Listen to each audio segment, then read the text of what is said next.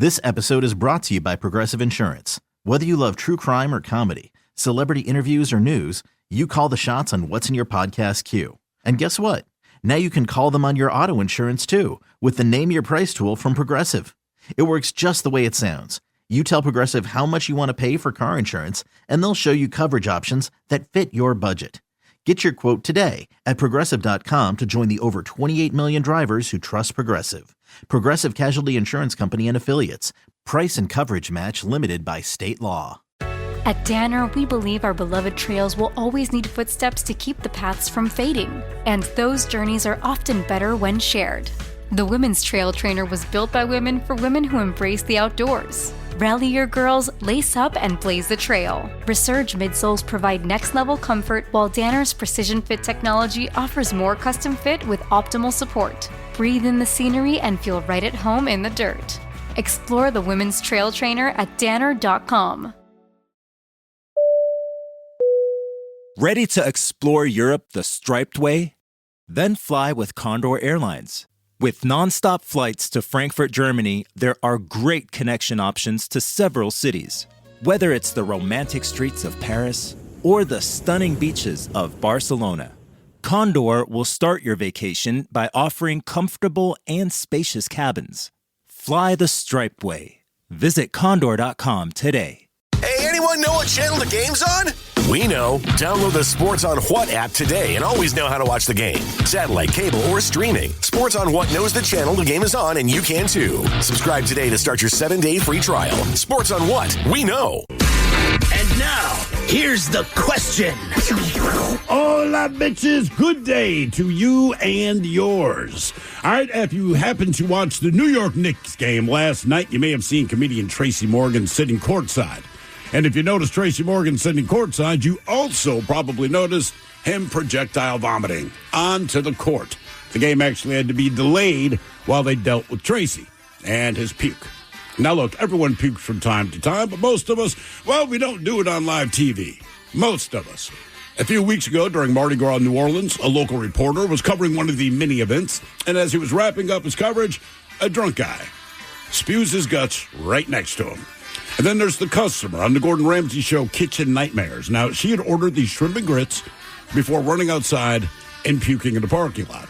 And while most people do not enjoy puking, who knew that it could also serve as a sales pitch? That's right, a movie called The Ugly Stepsister. It debuted at Sundance, and apparently it was so graphic and horrifying that a few viewers puked into the aisle. So naturally, this has created a buzz for the film's official release on April 18th, because what says, hey, you want to come see my movie better than someone puking in the aisle? But today we're talking about vomiting, getting sick, feeling ill, not doing so well. And look, it happens to everyone, but when the world's kind of frowning upon you, it tends to happen in places you'd really rather it not happen. So today's question, brought to you by our friends at Advanced Hair Restoration, is, where was the worst time and place to get sick? To be a part of the big show, call 206-803-ROCK. Like KISW on Facebook, follow us on X and Instagram at Men's Room Live, and send your emails to the Men's Room at KISW.com. The debauchery rolls on. You're listening to the Men's Room with Miles and Thrill. 99.9 KISW. Oh, but tell us away we go. Welcome to Season 20, Episode number 4,283. What a large and in charge program we have for you today. Guaranteed future repeat us once again. We'll be joined by Taryn Daly and Steve Miggs from the Daily Miggs Morning Show. We're going to sit and spin. And today we ride the tiger.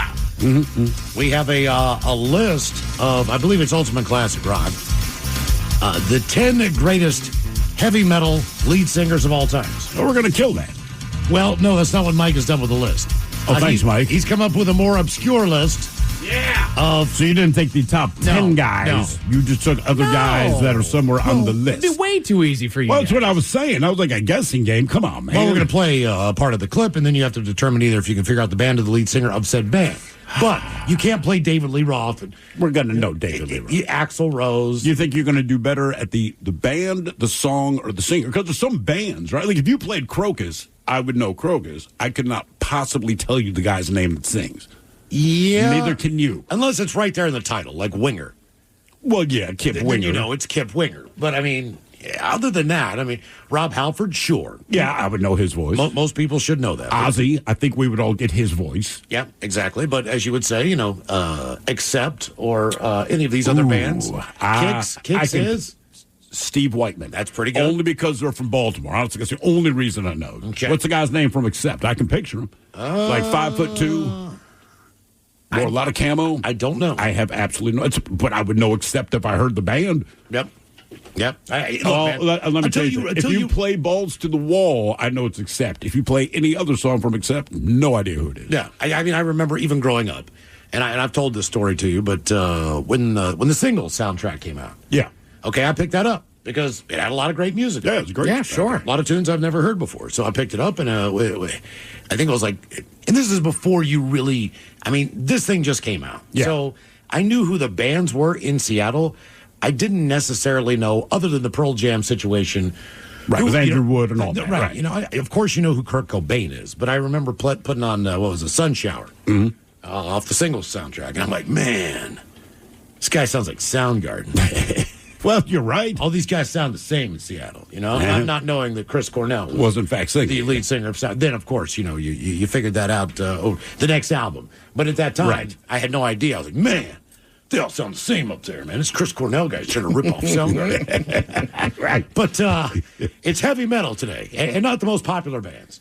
So we're going to play a little game. Hair metal. Metal. Hair, heavy, whatever. It's some kind of metal. Well, yeah, I guess it's more hair than hair. It was more hair than metal for sure, man. But either way. Well, the original list was 10 heavy metal lead singers.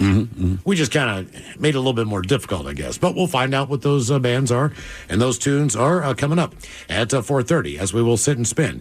Speaking of tunes, your chance to see Linkin Park as they come to town September 24th, Climate Pledge Arena. We have a secret word that we will give out. Secret. We've determined today the time will be 4:20. Oh, that's a good time. 4:20. No kidding. We'll give you that code word, and you text that to 206-803-ROCK. Now, keep in mind, we've got tickets for you all this week in the afternoon. Jolene has them for you later on as well, as do the Daily Migs Morning Show and Ryan Castle. But your chance to win is coming up at 4:20 on the program. And today we're going to talk about getting sick. Never a great time to get sick. There's never the perfect time to get sick. Maybe if you are at home and in your own bathroom, you have to be sick, like puking, not just getting sick. Man, that's the perfect place to get sick. If you must get sick, at home in your bathroom. We're not talking about that thing that comes on after a couple days, and you're like, you're not feeling well. No, this is like this is what happened to Tracy Morgan last night, and he had a medical emergency, and it all stemmed from some bad food. I didn't think he'd be hungry. Eaten earlier in the day. He said in an Instagram post this morning, he projectile vomited all over the Madison Square Garden floor during the Knicks Heat game because he was dealing with food poisoning. Now, all things considered, and I have seen people puke at sporting events, people who were sitting beside me. First run of season tickets I had at the Seahawks. I had them for like 2 or 3 years.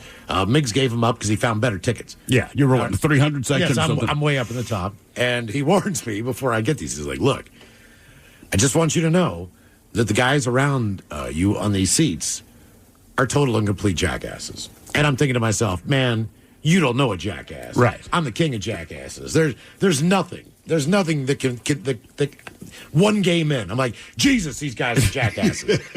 But I watched this one guy puke, and he puked all over, but it splattered like all over this little girl's back. Oh, come on, man. In her jacket, and she had hair that was down over the back of the seat.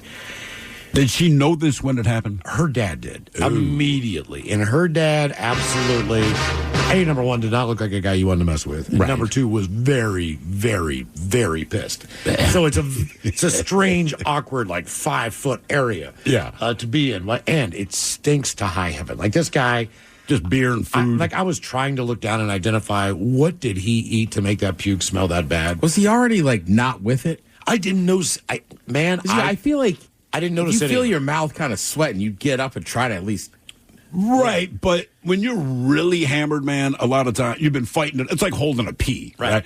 You know it's something you need to do, but you're drunk enough where you're like, I can just keep swallowing it down until your body just shoots it out of your mouth. I think this guy made the right decision. I've heard that from a friend. Because from whatever reason, like where those seats were, man, those stairs were like, to me, they were straight up and down. Yeah. Like when I would stand up at times, I'm like, whoa, I'm getting that thing where I'm afraid of heights. They were high up. I think if you'd tried to walk down the steps, you probably would have face planted, going down whatever it was, 312. I can't remember the section. But anyway, so he throws up all over the back of her. And I realize, it might be better that he had floor seats because anybody, if you saw him puke, you realize, if you saw the video of him. Oh, Tracy Morgan, yeah. Oh, yeah. I mean, he would have just absolutely soaked the person that was sitting in front of him. But he also stopped the game. He did stop the game. Well, That's some a of it big hit difference. the court.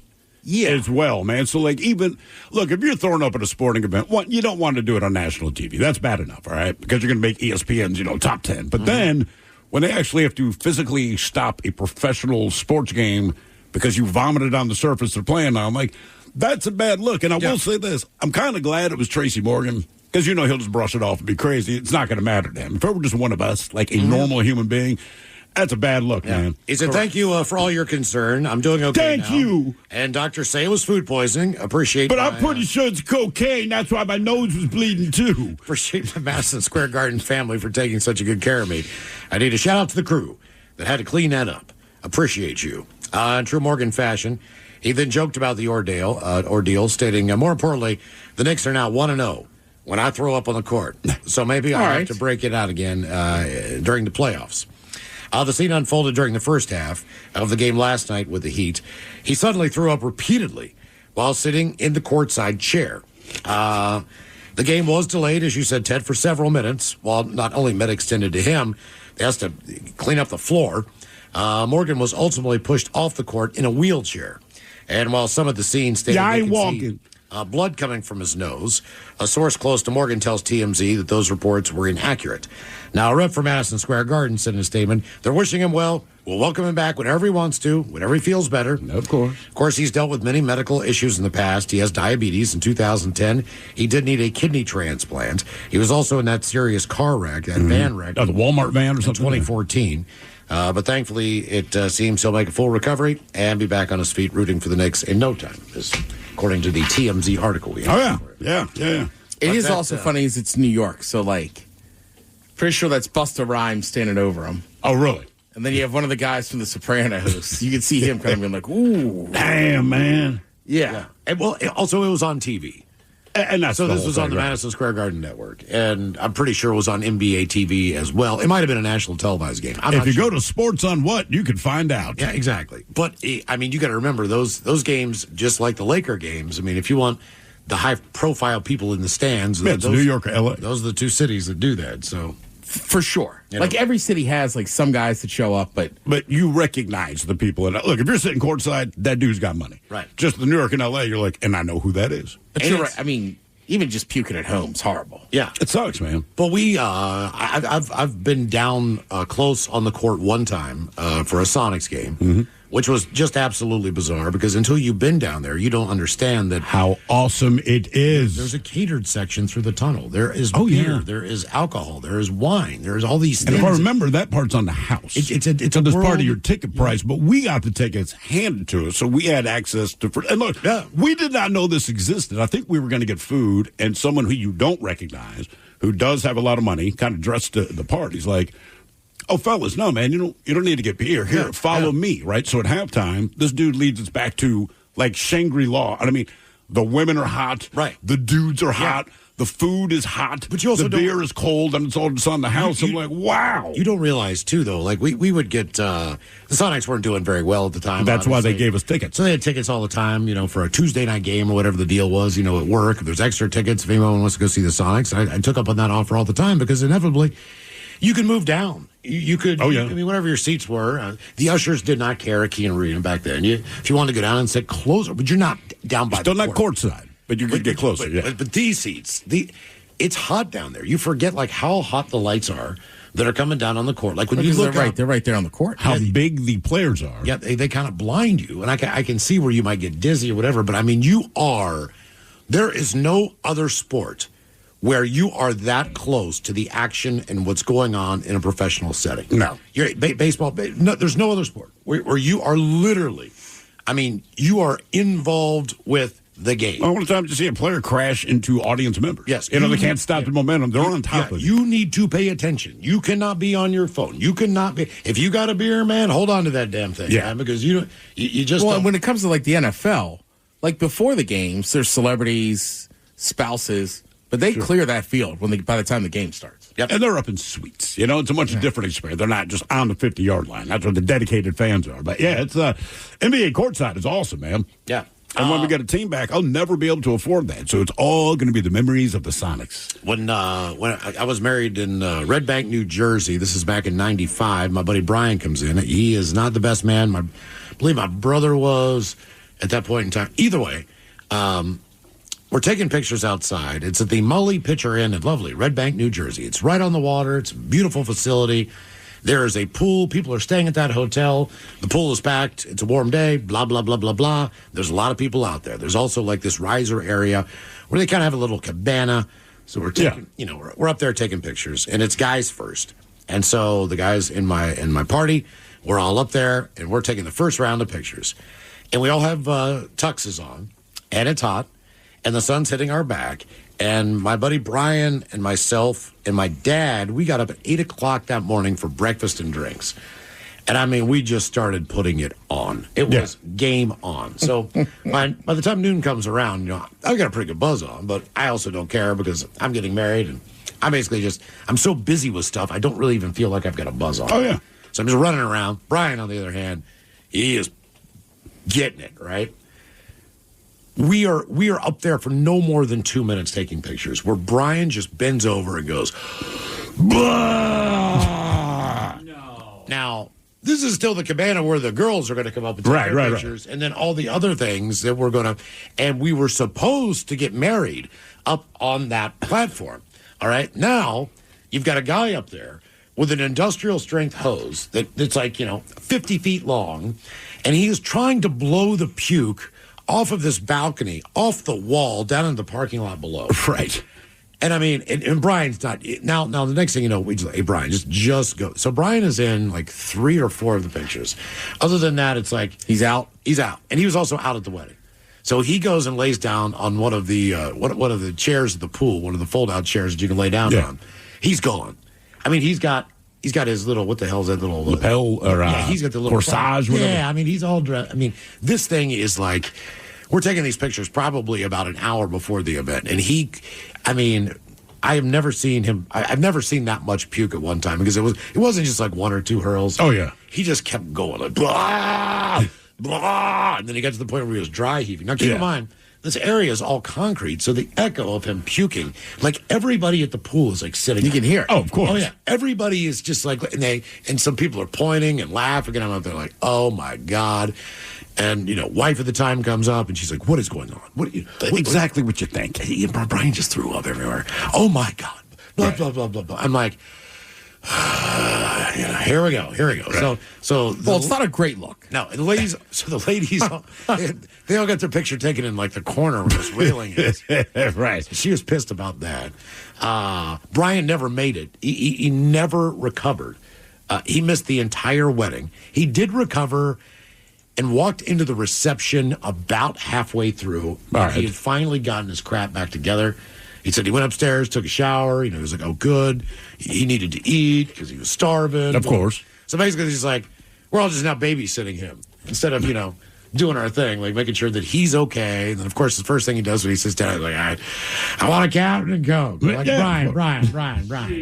Man, you got to just calm down, buddy. Like, calm down. And I've seen people from a wedding party not make it through the wedding. For sure.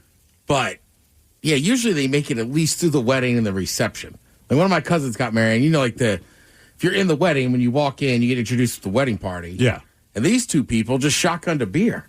And I was like, that's kind of awesome. Mm-hmm. And then, like, an hour later, it's like, what happened to the couple that shotgunned a beer? And it's like, he's asleep in the car. Yep. Yeah, sounds about right. And of course, I had 5 tuxes. I rented them at this small Italian store in Red Bank, New Jersey. And since my flight did not get out of there until like 5 o'clock the following evening, because I was going to do like a brunch with family and all that crap on the Sunday and all that stupid crap. Anyway, I've got to take this puke stained white shirt, cummerbund, pants, and shoes back to this guy.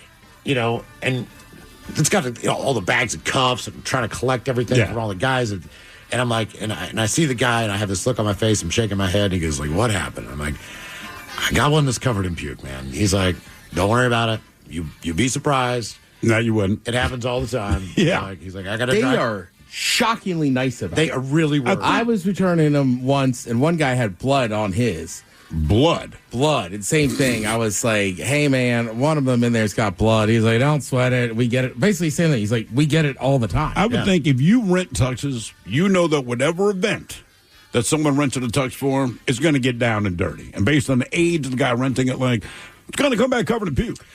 Where was the worst time or place to get sick? 206-803-ROCK. Nerds! Today's episode is sponsored by Smart Travel, a new podcast from NerdWallet. Want to travel like a savvy jet setter? No, that doesn't mean monogramming your passport. It means making smart decisions every step of your trip, which means knowing your options. Smart Travel unpacks the facts, like which booking sites actually save money, how to fly first class using points, and if that fancy travel card is a smart investment. All so you can save more on your next adventure. Follow Smart Travel from NerdWallet today and start traveling like a pro. Wow. What's up? I just bought and financed a car through Carvana in minutes. You? The person who agonized 4 weeks over whether to paint your walls eggshell or off-white bought and financed a car in minutes? They made it easy. Transparent terms, customizable down and monthly. Didn't even have to do any paperwork. Wow. Mm-hmm. Hey, have you checked out that spreadsheet I sent you for our dinner options? Finance your car with Carvana and experience total control. Financing subject to credit approval.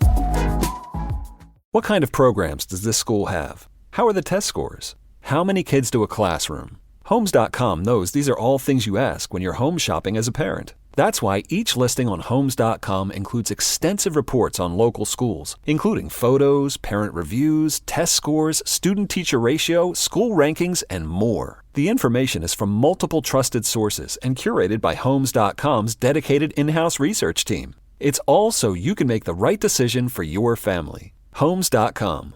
We've done your homework. What's up? It's your boy, the Ted Smith. Slow drain being a pain? Call Pinky. That pipe's being a little leaky? Call Pinky. When the toilet won't flush and you're in a rush? Call Pinky. When your shower lost all its spray power? Call Pinky. When your sink's on the blink? Call Pinky. Pinky's Plumbing promises to lick all your plumbing problems quick. So when your plumbing backs up and things get stinky, call Pinky's. Pinky'sPlumbing.com.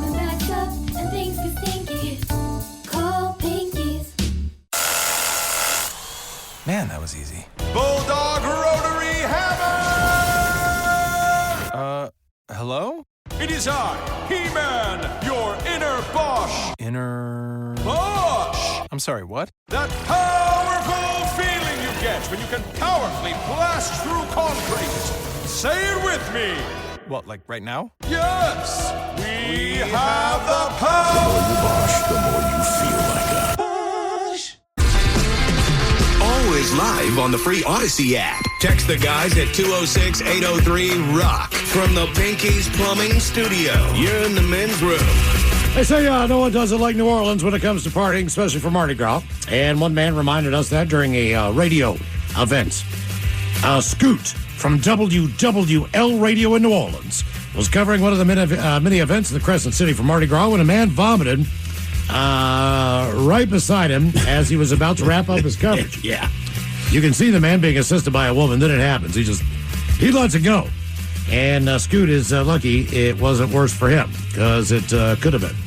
They also say check out the guy who's his friend dancing behind Scoot during his report. And the guy at the end of the video who walks up to the camera and stares into it like he's a bird. They were hammered apparently while this guy was doing his report, man. Pretty interesting segment. Our question, where was the worst time or place to get sick? 206-803-ROCK. Hello, Josh. Welcome to the men's room. Hey, guys. Hola.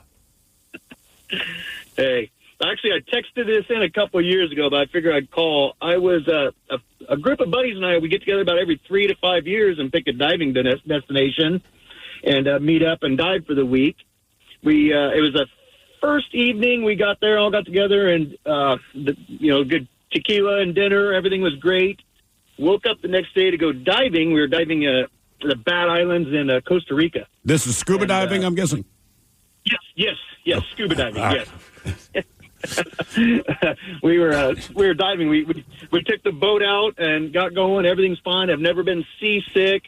About 20 minutes into the dive, around 45 feet under, I decided to start spewing, and it was took a little bit to get my bearings and everything. But the funny part of the story is that it attracted so many fish. It was a pretty cool dive. I was going to ask, do all the fish immediately? How long does it take for the fish to get there after you're spewing underwater? Oh, within seconds. There's so many fish. There's so many fish down there. You took they just swarmed. You took your respirator off, I'm guessing.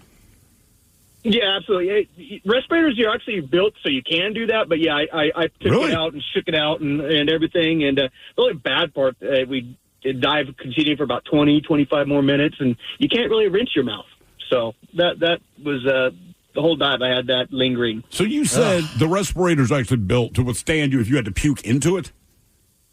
Yes, just like breathing air out, it gets expelled out the sides like your air does. Depends on how chunky it is, doesn't it? Yeah, what if it's like a chunky puke?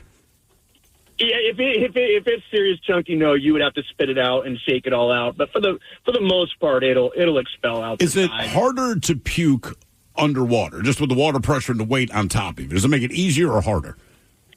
Actually, the pressure's pushing in on you, so it would actually help you. But it came on so quick, I didn't even have time to think. Did you get dizzy down there, or disoriented?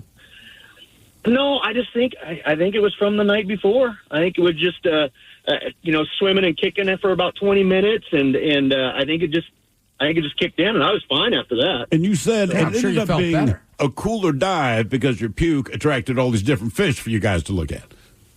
Oh yeah, it was amazing. It was amazing. Were you worried? A couple manta rays in the distance, and yeah, it was a absolutely amazing dive after that. Seems to me, man, you can be like a scuba, take people out on a tour and just look, I got a secret. It's going to make that. You guys are going to get grossed out at first, but I promise you it's going to be worth it. And just blah, then all the fish show up. See, I would be worried about the big one coming around. Right. That's my thing. It's like, all right, I see all these little guys. Where's the big guy? Who wants to eat the little guys and the vomit? What's the biggest fish you have seen while diving? Actually, we did another dive down in Costa Rica, and we went on a shark dive, and the hammerheads were huge. They are. So we did a hammerhead shark dive. Were they the big black ones or the Pacific ones? The Pacific ones. Okay. How about a whale shark? Have you ever gone on one of those adventures, like on the Yucatan or anything? I've never seen a whale shark, but now it reminds me, fish-wise, we were diving. Do you know where it's on the southern Oregon border called Port Orchard? There is a rock outcropping that we would dive every once in a while on a beautiful sunny day. A shadow kind of things, a cloud goes over and you shadow. You feel like you're under shadow. That happened while diving, and as I turned up, there was a gray whale and a calf, and her calf swam right over the top of us. How big are they? I mean, when you're just looking at this thing, eye to eye. Oh, it's a bus. They're massive. All right, and finally, what's the scariest thing that you've seen underwater? Probably we were in Thailand, and I don't know if it was for sure poisonous enough, but I cannot stand snakes, and I saw one of those ring snakes, and I slowly swam out of there as fast as I could. That was scarier than anything I've seen. Was one. Like that, as slowly, as fast as I can. There's a snake in the water. It's not. There's more chances than not. They're all venomous, aren't they? I mean, I'm sure there's maybe one or two, but it seems like every time, this is the most venomous snake ever. Just assume that they are, right? Just err on the side of caution and assume it's a venomous ass snake. Yeah. Where was the worst time or place to get sick? 206-803-ROCK. I have been fishing before, and there was a snake that just wouldn't leave us alone in this pond or lake. And just kept swimming over, and then finally... Were you in the water or on a boat? No, we were just on the shore, just casting in. But it kept coming over so much, and I am terrified of snakes. Right. And then finally my buddy was just kind of like, this place sucks. Like, let's just go. And we get in the car, and we're driving off, and he goes, all right, I was getting scared. Oh, really? I was like, what do you mean? He's like, I've never seen that before. And then he's like, that thing was somewhere around us. Like, it did not leave. We just couldn't see it anymore. That's comforting. Yeah, very comforting. And more than likely a cottonmouth. Correct, right? Because if it's swimming, I'm with you, right? Because he was like, that's what he said. He goes, that thing's swimming, so I don't feel comfortable. Why is your mouth so dry if you're swimming in the water? I don't understand you cottonmouth. You're doing it wrong. Hello, Jake. Welcome to the men's room. Hola. Hola. Oh, man, this is my first time calling in, and somehow I managed to get on the radio. Well, that's good. It kind of works out. Yeah, if you call our show, it's probability. That's what we try to do, yes. Yeah. So I was an air crewman in the Navy, and the aircraft that I flew on, there wasn't really a working bathroom. So if you had to go, like, number one, you went in this thing called, like, we called it the R2D2. It was like an 8-gallon, like, trash bucket. But, so, and if you had to go number two, that was a different story. So the night before one of our flights, I guess I ate something bad. So the only way to take care of that situation is you got to go in a trash bag. And, you know, I'm in this, like, room for, I don't know how long, like this little nook of our plane for like 10 minutes. And the bad part of it is I did it at the beginning, and it has to stay on the plane the whole flight. Well, you can't open up a window. Right. No, not. You can't open a window on that one. Well, yeah, that's. Were you in the air during this? Yes. Okay. How long were you in the air with a trash bag full of crap? It was probably a good 8 hours. Oh, God. Did the other guys just want to kill you? Oh, yeah, it's usually the case if someone has to do that. So luckily, like, I sat at the front of the plane, and it was in the back of the plane, so I didn't really actually have to deal with it.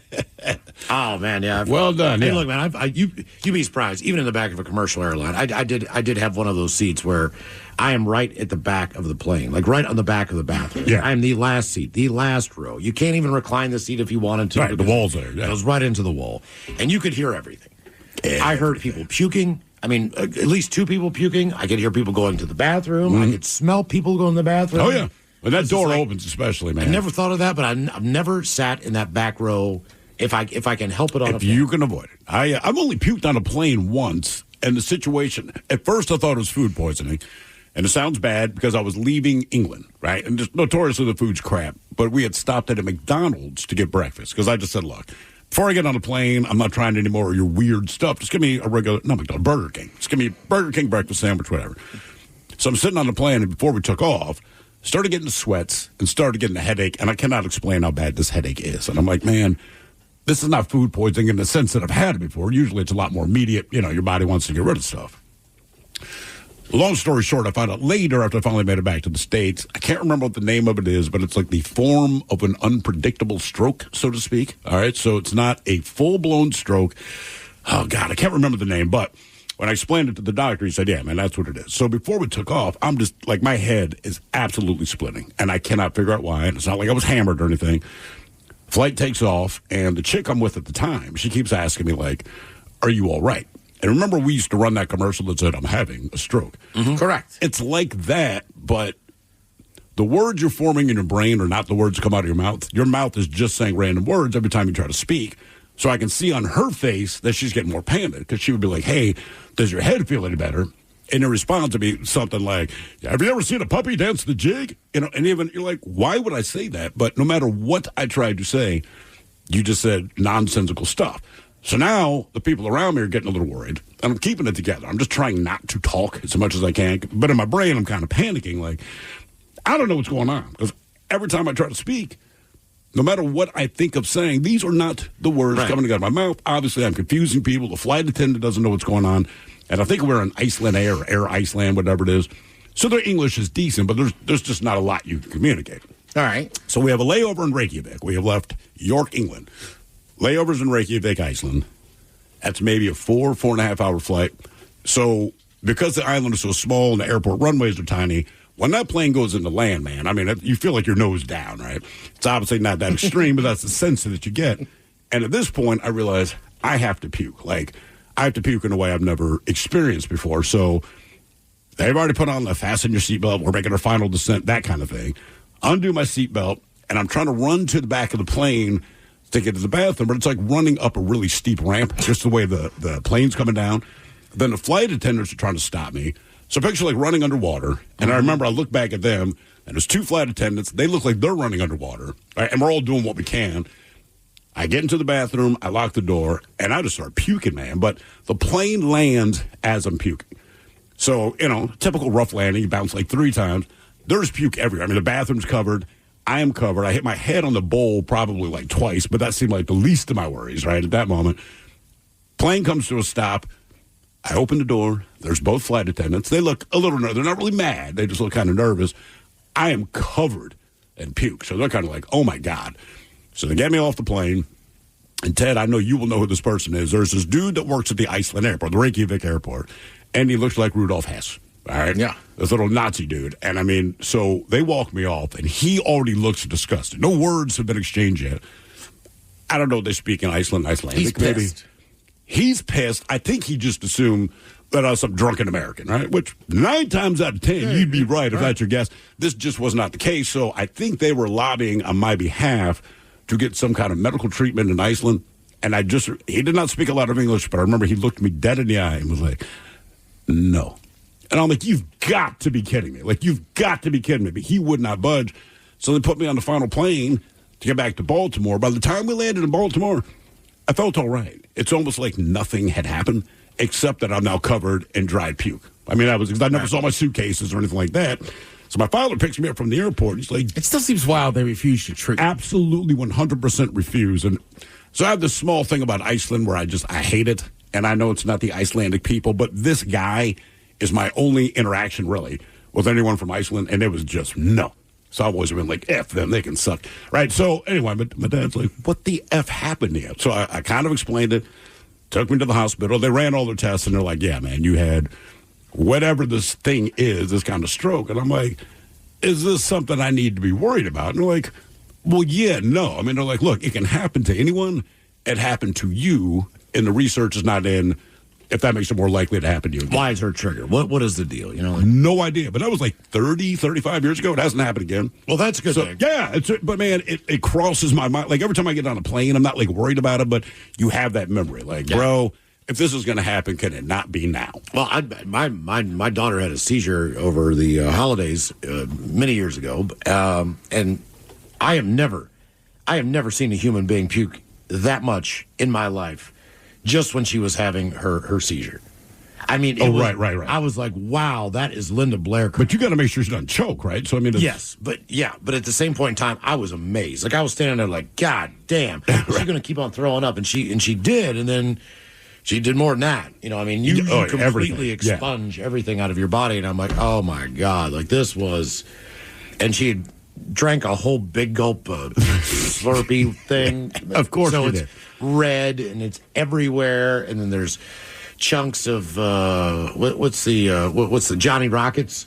Oh yeah, it was Johnny Rockets in a movie night. Then they wanted to stop and get Slurpees. Pacific Place. Yeah, yep. Wanted to get Slurpees in the way. I mean, it was insane. And then when she finally kind of came to, I was like, thank God. But man, in my lifetime, I cannot believe that someone that small could puke that much far and that much, and like just. The projectile, I mean, it was like a cannon being shot. I was like, damn, dude. Dude, I remember watching my nephew. He was like 6, 7. It was like Christmas Day. Same thing. Just the volume that came out of him. Yeah. Like, how much did you eat? Unbelievable. And I was there with it. I mean, I know what you ate. Right. I'm still just like, Johnny Rockets. Well, somebody here, by the way, they're saying my situation could have been a TIA, a trans-ischemic attack. Temporary blockage that mimics a stroke. I do think that's what it was. Okay. But I remember not the name of it, but what the doctor said happened. It sucks, man. You do not want it to happen. Where was the worst time or place to get sick? 206-803-ROCK. I mean, I have thrown up once on a plane, and it was awful. It sucks, man. Yeah. And I love they give you barf bags, but it's like, look, man, unless it's plain wide, I would much rather go into a bathroom and puke. Right. Because people are still hearing you. Like, you might get it in the bag, but most people aren't cool with the... I just went to the bathroom, but it was awful. Yeah. You weren't landing, were you? No, this was more of it was like a long trek. I had like 2 layovers. I forget where we stopped. Same thing, like ate horrible, greasy fast food. And then just like, I just sat down on the plane, and I was like, ooh, that doesn't feel right. Start getting the mouth sweats. You start getting them out, and I mean, as soon as they let you could get up, You're up. I got up, walked straight to the bathroom. It might have been before it. So I think the lady knocked on the door, and then it was like, oh, okay. Yeah. But same thing. I was just like, I'm not going to puke in this seat. No. So I held it long enough, but I was like, I'm not going to throw up in the seat. Can I get a water? Yeah. Do you ever sit down in a plane right beside somebody you don't know, and the first thing you do when you're taking off is just grab the vomit bag and open it and hold it? No. That's I don't fun. like flying. That's fun. The closest I've gotten was flying into Missoula. And I've told this story, but it's crazy. Every time you fly into Missoula, it's in a massive, massive valley. Right. And there's it looked like lightning off the left wing. We tried to land once, had to pull out. We're pulling around. The thing's rattling. There's lightning. And I think it's when I reached for the puke bag. The old lady next to me just put her hand on my forearm and goes, "It's okay. It happens every time." Oh, really? I looked that scared. I had a lady and I grab don't my usually get hand scared once. on planes, so I was like, "Oof." She seemed normal. She was fine. She had a middle seat. I had the aisle seat. I have no idea who she is. And the plane starts to taxi, right? And then you start accelerating because now you're going to take off, right? And you know that moment. And her hand immediately is gripping my hand, and I look at her. I'm like, "What are you doing, man?" She's like, "I'm so scared to fly." I said, "Okay, just do what you got to do." So once we got up in the air, she kind of tried to go to sleep. She's kind of cool. But same thing when we're going to land. Now she has her hand around my bicep. And I'm like, "Look, I'm glad I'm bringing you comfort, but you do understand in the event that this plane crashes, they're just going to find your severed hands holding my severed arm. This, I can't do anything about this." Yeah. You do get that, right? Here's a weird one for you. My kid, we just came back from... That's not what you want, but I'm like, look, you can grab me, man, but you understand, I'm not a buffer for you if this plane crashes. I had a kid fall asleep. He wasn't a kid. He was 17 or 18. He is flying to Baltimore. He has an appointment at the Naval Academy, right? He's probably going to get in. But he just fell asleep on my shoulder. So I'm like, I've done it before. I'm not going to mess with him. But, you talk about embarrassment. He's like, "How long was I asleep on your shoulder?" And I was like, most of the flight, man. That's So we go on vacation for a week, and we went to the Bahamas. Mm-hmm. Obviously, the kids are at the pool every day. I'm at the pool every day. That's what we're doing every day. So my daughter at the time, she's younger, and she's sitting beside me, and we're starting to descend into Seattle. And she says, "Daddy, my head is really, really killing me." I said, "Well, what's it feel like?" She's like, "It's just in my ears and the pressure and all that stuff." And I was like, all right, well, I'll tell you what I'll do. I said, I'm going to hold your nose, you close your mouth, and you blow. Mm-hmm. All right? I said, that's going to pop your ears, hopefully, because I don't have any gum. So I grab her by the nose, and I said, "Okay, on the count of 3, I want you to blow as hard as you can into your mouth." And she goes, and I swear to God, she had water in her ear from the pool. Yeah. And it shot out and hit me in the cheek. Both of her ears popped. One was full of pool water. Yeah. So when it popped, it went, and I was just like, Jesus, dude. Where was the worst time or a place to get sick? 206-803-ROCK. Working as a dedicated Fidelity advisor, I always ask, what's important to you? I'll look at those priorities and goals alongside your full financial picture to build a comprehensive plan designed to help grow and protect your wealth. With proactive portfolio insights and an eye on taxes, I'm here to help you make the most of your money. I'm Laura Maxwell, and I'm a dedicated Fidelity advisor. Learn more at fidelity.com/wealth. Investment minimums apply. Fidelity Brokerage Services, LLC, member NYSE, SIPC. Auto insurance rates are on the rise, which is why you should call Vern Fonk Insurance. Vern Fonk could save you up to 20% on your auto insurance. The pros at Vern Fonk will do all the work, comparing different plans to find you the best options. And they can insure you over the phone. One call to Vern Fonk could save you up to 20%. Call 206-408-5094. 206-408-5094. Remember to honk when you drive by Vern Fonk. Restrictions apply based on a Q3 2023 study of Vern Fonk insurance customers who reported saving when they switched. License number 1070622. I love the Marquette community. I think, it to me resembles a family of some sort. You are coming to a place that is not only going to give you a great education, but I think it's going to make you a very well-rounded individual. Especially because of the size, you can definitely find your people. I came in and it was open arms. While you're here, we're going to try to make you feel that same love and make this place home. We are Marquette. We are Marquette. We are Marquette. We are Marquette. Is your team at work feeling a little disconnected? Maybe the workflow's not flowing? Try Confluence by Atlassian. Confluence is the connected workspace where teams can create, organize, and deliver work like never before. In Confluence, teams can whiteboard their vision for any project, easily create or access the relevant pages and resources they need, and discover important context they might not even know they need. Plus, AI helps teams jumpstart brainstorms, organize information, and connect workflows, so teams can move efficiently and create alignment with ease. In fact, with Confluence, teams can see 5.2% average boost in productivity in 1 year. So if your team lacks confidence, try Confluence, the connected workspace where teams can do it all. Set knowledge free with Confluence. Learn more at Atlassian.com/confluence. That's ATLASSIAN.com/CONFLUENCE.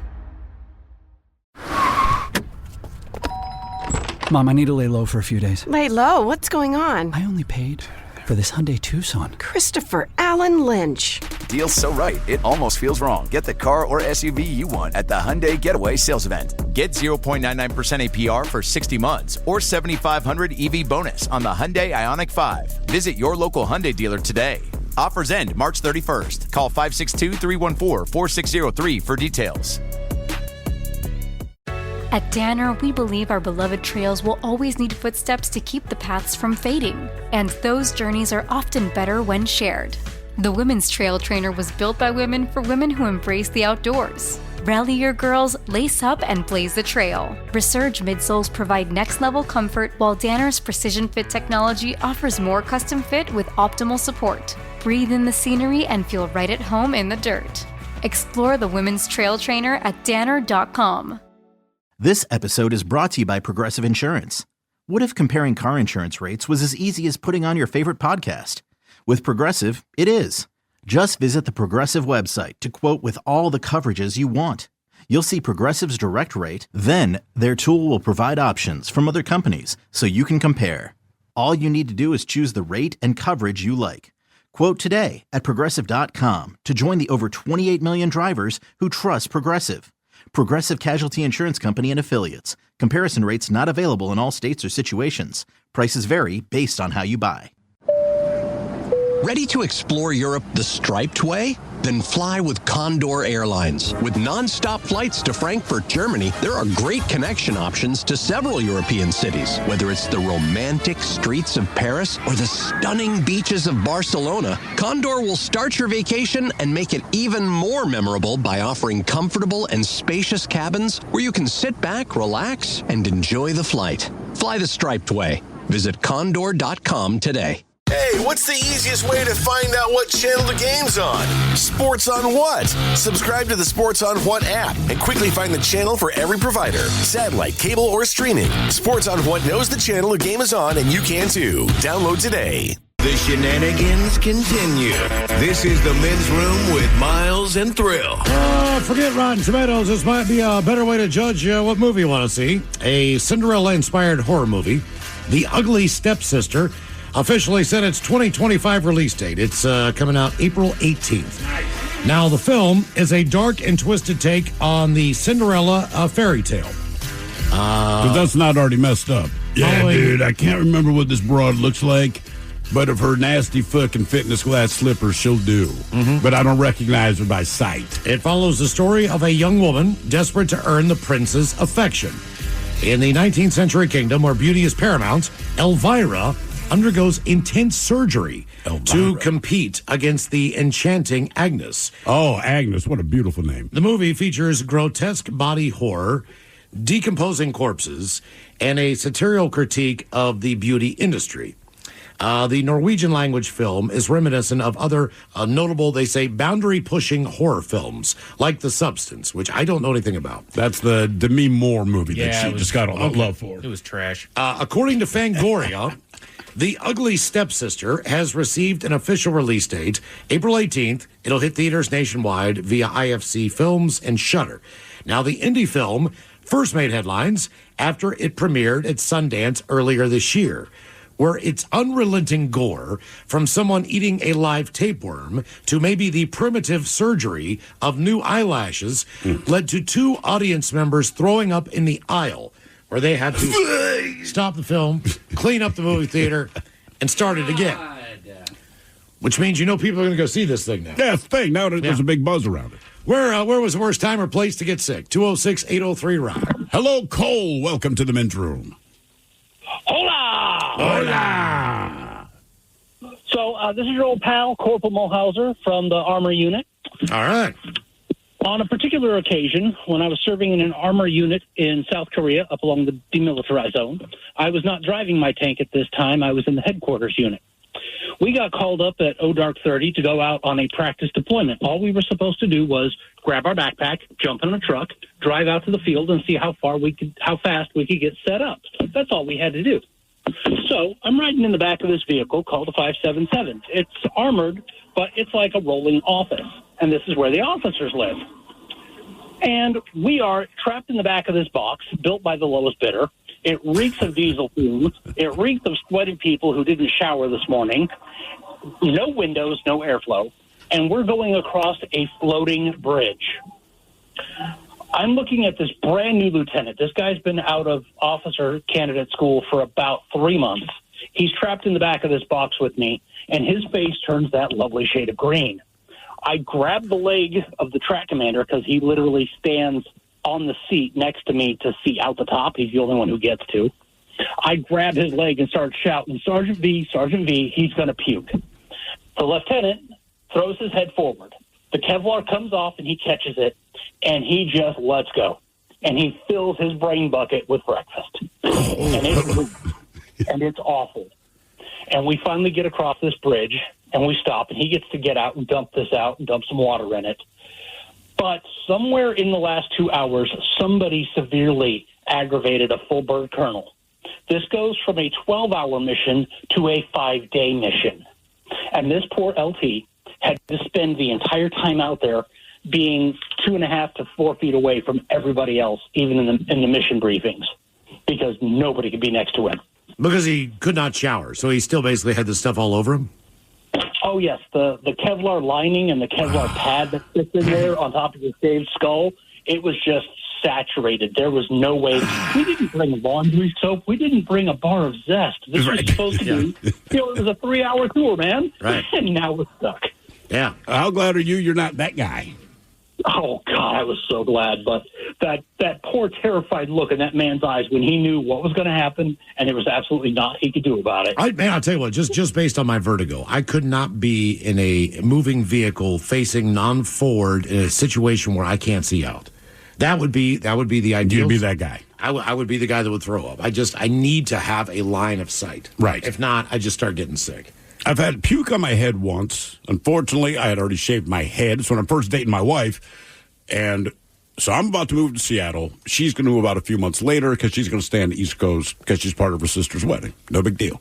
But she's put in her notice at the newspaper. She worked that down in lovely Washington, D.C. So we go there for her final Christmas party with all of her soon-to-be former coworkers. So they put it on. I mean, they absolutely put it on. And I remember chicken was... Christmas party. Yeah, oh, dude, I mean, this is back in the day when you could still throw down. And they absolutely did.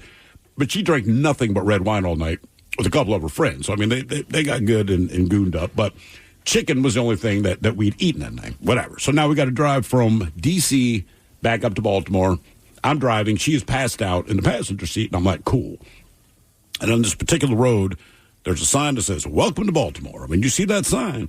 If you can make it another 100 yards, there's a gas station / 7-Eleven right there. So she wakes up maybe 100 yards in front of the sign, and she's like, I'm going to throw up. I'm like, babe, I'm telling you, man, in 15 seconds, we're going to be at the gas station. She's like, nope, not staying down. So I said, well, just roll down the window. And there's still hand crank windows. Okay, like she opened the window. I guess I should have been more specific, like take it all the way down. So she cracks the top, tries to puke.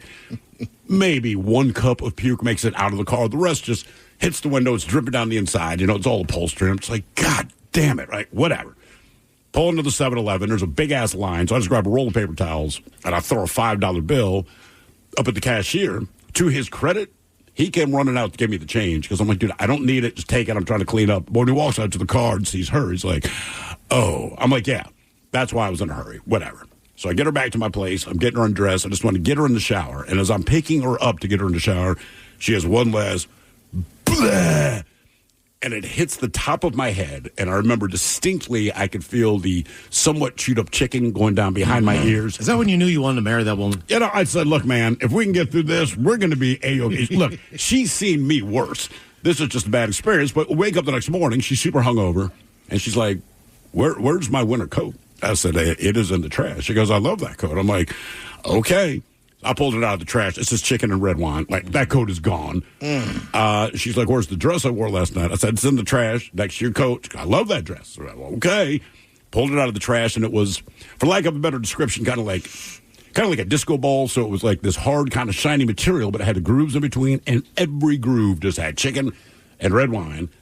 It's about 18 degrees outside, and this is only problematic because I still have to clean out her car, and I'm scooping out puke from the door jam. Yeah, from the door jam, and it's everywhere. Whatever, we get through it. Maybe a week later, I'm about to move to Seattle officially.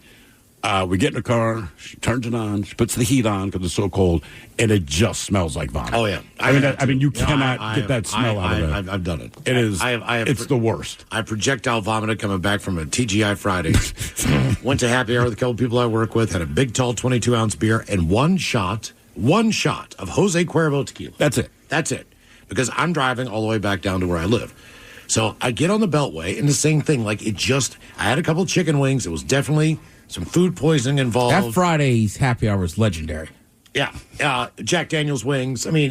Yeah. Anyway, I'm driving on the Beltway, and I'm like, I'm sweating. Yeah. I am sweating. You know, it's one thing to be drunk. When you're sweating in that, it's just your body is getting ready to reject everything, whatever the deal is. So goes right over top of the steering wheel, right down into the defroster vent. And, I mean, the whole entire inside of the window is basically covered in Jack Daniel's chicken wings, tequila, and Bud Light. I mean, I've just thrown this stuff up. I mean, boom. It just happened like a shot. And I'm like, oh, no, I don't want to pull over. Right. Because my car reeks of tequila. Yeah, last thing you need is a cop to pull up. You okay, son? And food that's sick. It's that sickening smell, you know. And I did a very, very, very good job of cleaning the car out. Okay, fine and dandy. Whenever it was like a week or two later. I just needed to use the defrost to clear the windshield. I drive it in the rain or whatever, and I turned that thing on, and I'm like, ooh, that's right. Ooh, still smell it. Uh-huh. Ooh, boy, there's a lot of that down there where I can't reach. Where was the worst time or place to get sick? 206-803-ROCK. Hello, Jonathan. Welcome to the men's room. What's up, fellas? Hola. Man, I got to tell you, you guys are talking about all this vomit stuff, and I drove by a car that was on fire on I-5, and that smell had me gagging, and this is not helping. Yeah. My story's pretty quick. I was traveling through Asia, and Steve was talking about airplane stuff. I was flying into Bali. In Bali's airport, because that island is so small, the runway sticks all the way out into the ocean, like a whole mile or two. Jesus. And so the way the weather is, when you come in, they kind of have to dive bomb into the runway, like you guys are describing. Yeah. And I don't know if they didn't depressurize the cabin correctly or what they did, but my ear exploded on the way down. Oh. And we land. I can't hear anything. I'm disoriented. I'm trying to figure out where I'm going. And for the next 2 weeks, that creates like a whole respiratory infection. Jesus. And I'm sick as a dog, you know, trying to enjoy Bali, but I'm also trying to go check out all the other islands in Indonesia. And you know, now I'm susceptible to everything else that's floating around those islands as well. So I'm just getting sick from everything. I got tapeworm. I got a tapeworm? How do you find out? How do you find out that you like? What are the symptoms? Or like, my gut was just all sort of messed up. I guess I also had caught some stuff in a country I had flown from. That's a whole story about swimming in a cesspool on accident and having an open wound, and I didn't realize I was How many boxes are you going to check on this? Oh, good God, man! Too many. Bit by a stray dog. Hey, I was in Asia for like 7-8 months. I think I checked off all the boxes, to be honest. I was a wild boy back then. How did you accidentally end up in a cesspool? So I went to a bar that was like 30 minutes out of where I was staying. It was called We Have Cheap Beer. I was like, that sounds great. So I went there, and you had to pay like 11 Vietnamese dong, they call it. So it's like 15 cents for a little like what do you call it? Little floaty raft thing. And they're like, go float the river. So we go down there and we get in the river, and I start looking in the water, and I'm like, there is poop in everywhere. And I realized it's the downflow from the town that was like north of us or whatever.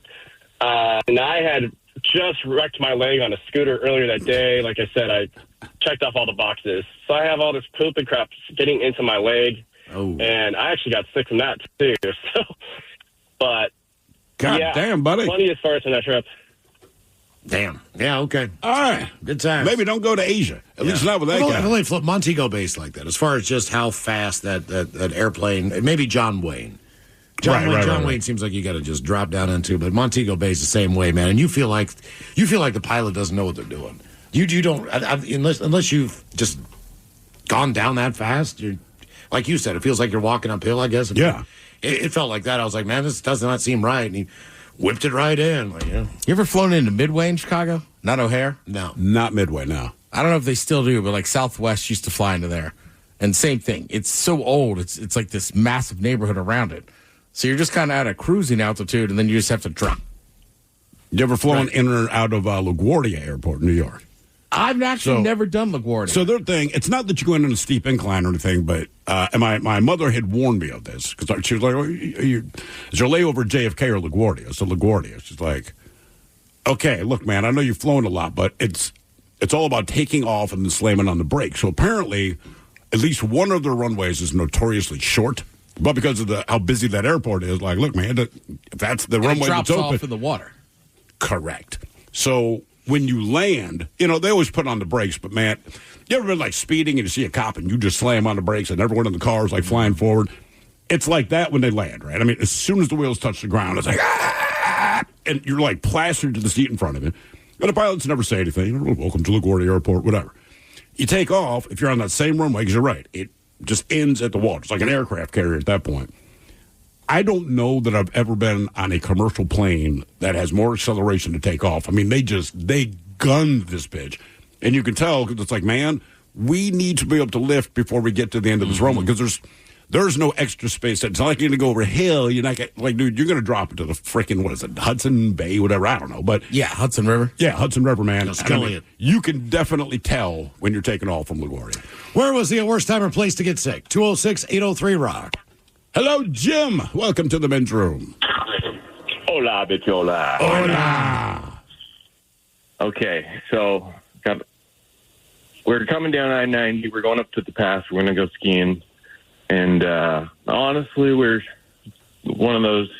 I don't know. I had a lot of injuries doing Jackass films and stuff early on. And anyway, so I'm not gonna lie, my sort of friend group, we had the opioid thing going on. All right. But we stop in North Bend to hit McDonald's before we go up to the pass and do some night skiing. And my buddy, he's riding shotgun. And it's really cold out. It's like 15 degrees up past North Bend, and we're coming out and up I-90 or whatever. Some of the corners are a little bit banked, and there's a sheet of ice all across the road, black ice. And so I'm like sort of drifting at 70 miles an hour. My buddy, he's just pounding. I think he ate like 3 Big Macs and like 6 chicken McChickens okay. and a fry. And he usually eats a lot, like no problem. But that drifting sideways thing was weirding us both out. And then he's like, I just rolled down the window and plastered the side of my Explorer. And so it was frozen for like the next week on my car. And I couldn't get it. I tried to wash it off. I thought chisel maybe, and then finally I got like a heated pressure washer and got it off. But You got frozen puke on the side of your truck for a week. Sounds like your buddy go like 2 or 3 days with his addiction without eating. Well, I think every time we do some, just like an hour later, he'd just have to puke. Okay. All right. Stuck with it. That's more McDonald's I've ever heard anybody eating in my lifetime. What was it? 3 Big Macs, 6 McChickens, and a fry. Where was the worst time or place to get sick? 206-803-ROCK. I will say in McDonald's defense, though, man. I've thrown up a lot of food in my lifetime. For some reason, McDonald's settles my stomach. Really? If I'm hungover. The soda does for sure. If I'm hungover, man, and I go to McDonald's in the morning, I feel so much better after just a big soda, breakfast sandwich, whatever, hamburger. See, anything. you say that, man. Were we in Denver? I don't remember where the hell we were, but everyone is super hungover. I think it was Denver down there for the beer festival, whatever they call it, beer convention. Yeah. And I mean, like we are hurting like you're coming back from Vegas hurting. And there's 3 of us seated around a table, but it's a food court. And I think I either went Burger King or McDonald's, kind of your standard. I just want something greasy. And Miles is like, ooh, man, they have chili dogs. Oh, that was in New Orleans. Was that New Orleans? That was in New Orleans. Yeah, so me and Hair Club are like, man, seriously. But it was a cart. Like, please, can you not? He's like, dude, I really want the chili dogs. I'm like, man, like, I'm getting ill listening to you say. So Miles got 2 goddamn chili dogs. Just mowed them down. And I'm sitting there like, oh, my God, man. Last time I left New Orleans, I remember we hunted around the airport to get a turkey sandwich. It felt like everything we'd eaten for 3 days was fried. Yeah. Oh, yeah. And that's an old-ass airport, so they're not really up to date on the food court world. No. Oh, no. It's probably the oldest airport in the United States as far as, people You think so? Now. Yeah, it might be. Yeah, it's just like an old hangar. I mean, they haven't, what I mean is, there's no restaurant area. No. I mean, the bathroom is not fun either.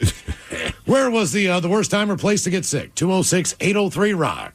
From Nerds. Today's episode is sponsored by Smart Travel, a new podcast from NerdWallet.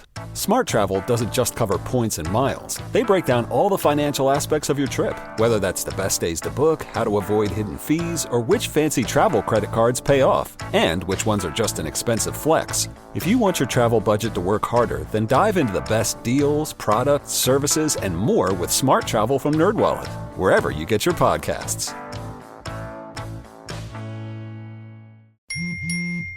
What is... Dax, are you? Tracking all our cars on Carvana Value Tracker on all our devices? Yes, Kristen, yes I am. Well, I've been looking for my phone for... In Dax's domain, we see all. So we always know what our cars are worth. All of them? All of them.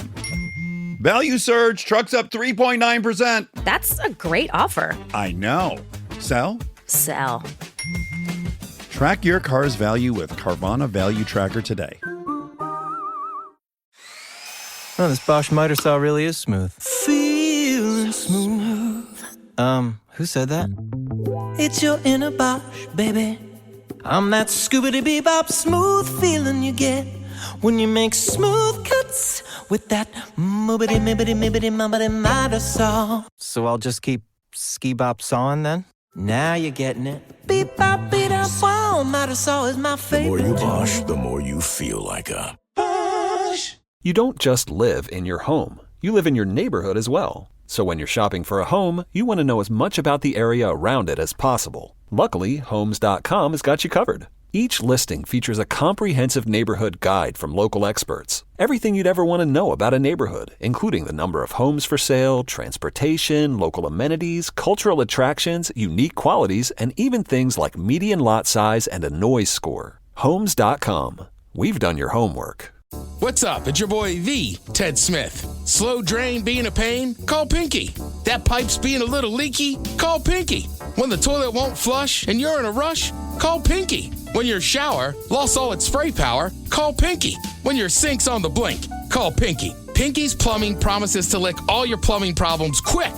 So when your plumbing backs up and things get stinky, call Pinky's. Pinky'sPlumbing.com.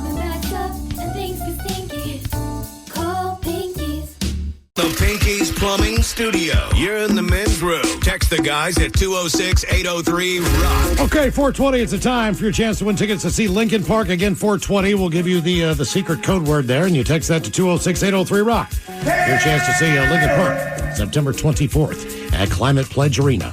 In the meantime, our question, where was the worst time or place to get sick? 206-803-ROCK. Hello, Marty. Welcome to the men's room. Hola, boys. Hola. Well, this happened a long time ago, but I was dating Miss Wyoming, and she was a ballerina. All right. And Marty's phone cut out. Marty, your phone cut out. So far, we got that you were dating Ms. Wyoming. She was a ballerina. Give us a call back, man. Once you said Ms. Wyoming, a ballerina. All ears, brother. No, there's a lot of flags there. What, ballerina? Mm-hmm. Look, man, just for a night. pageant. I'm not trying to date her.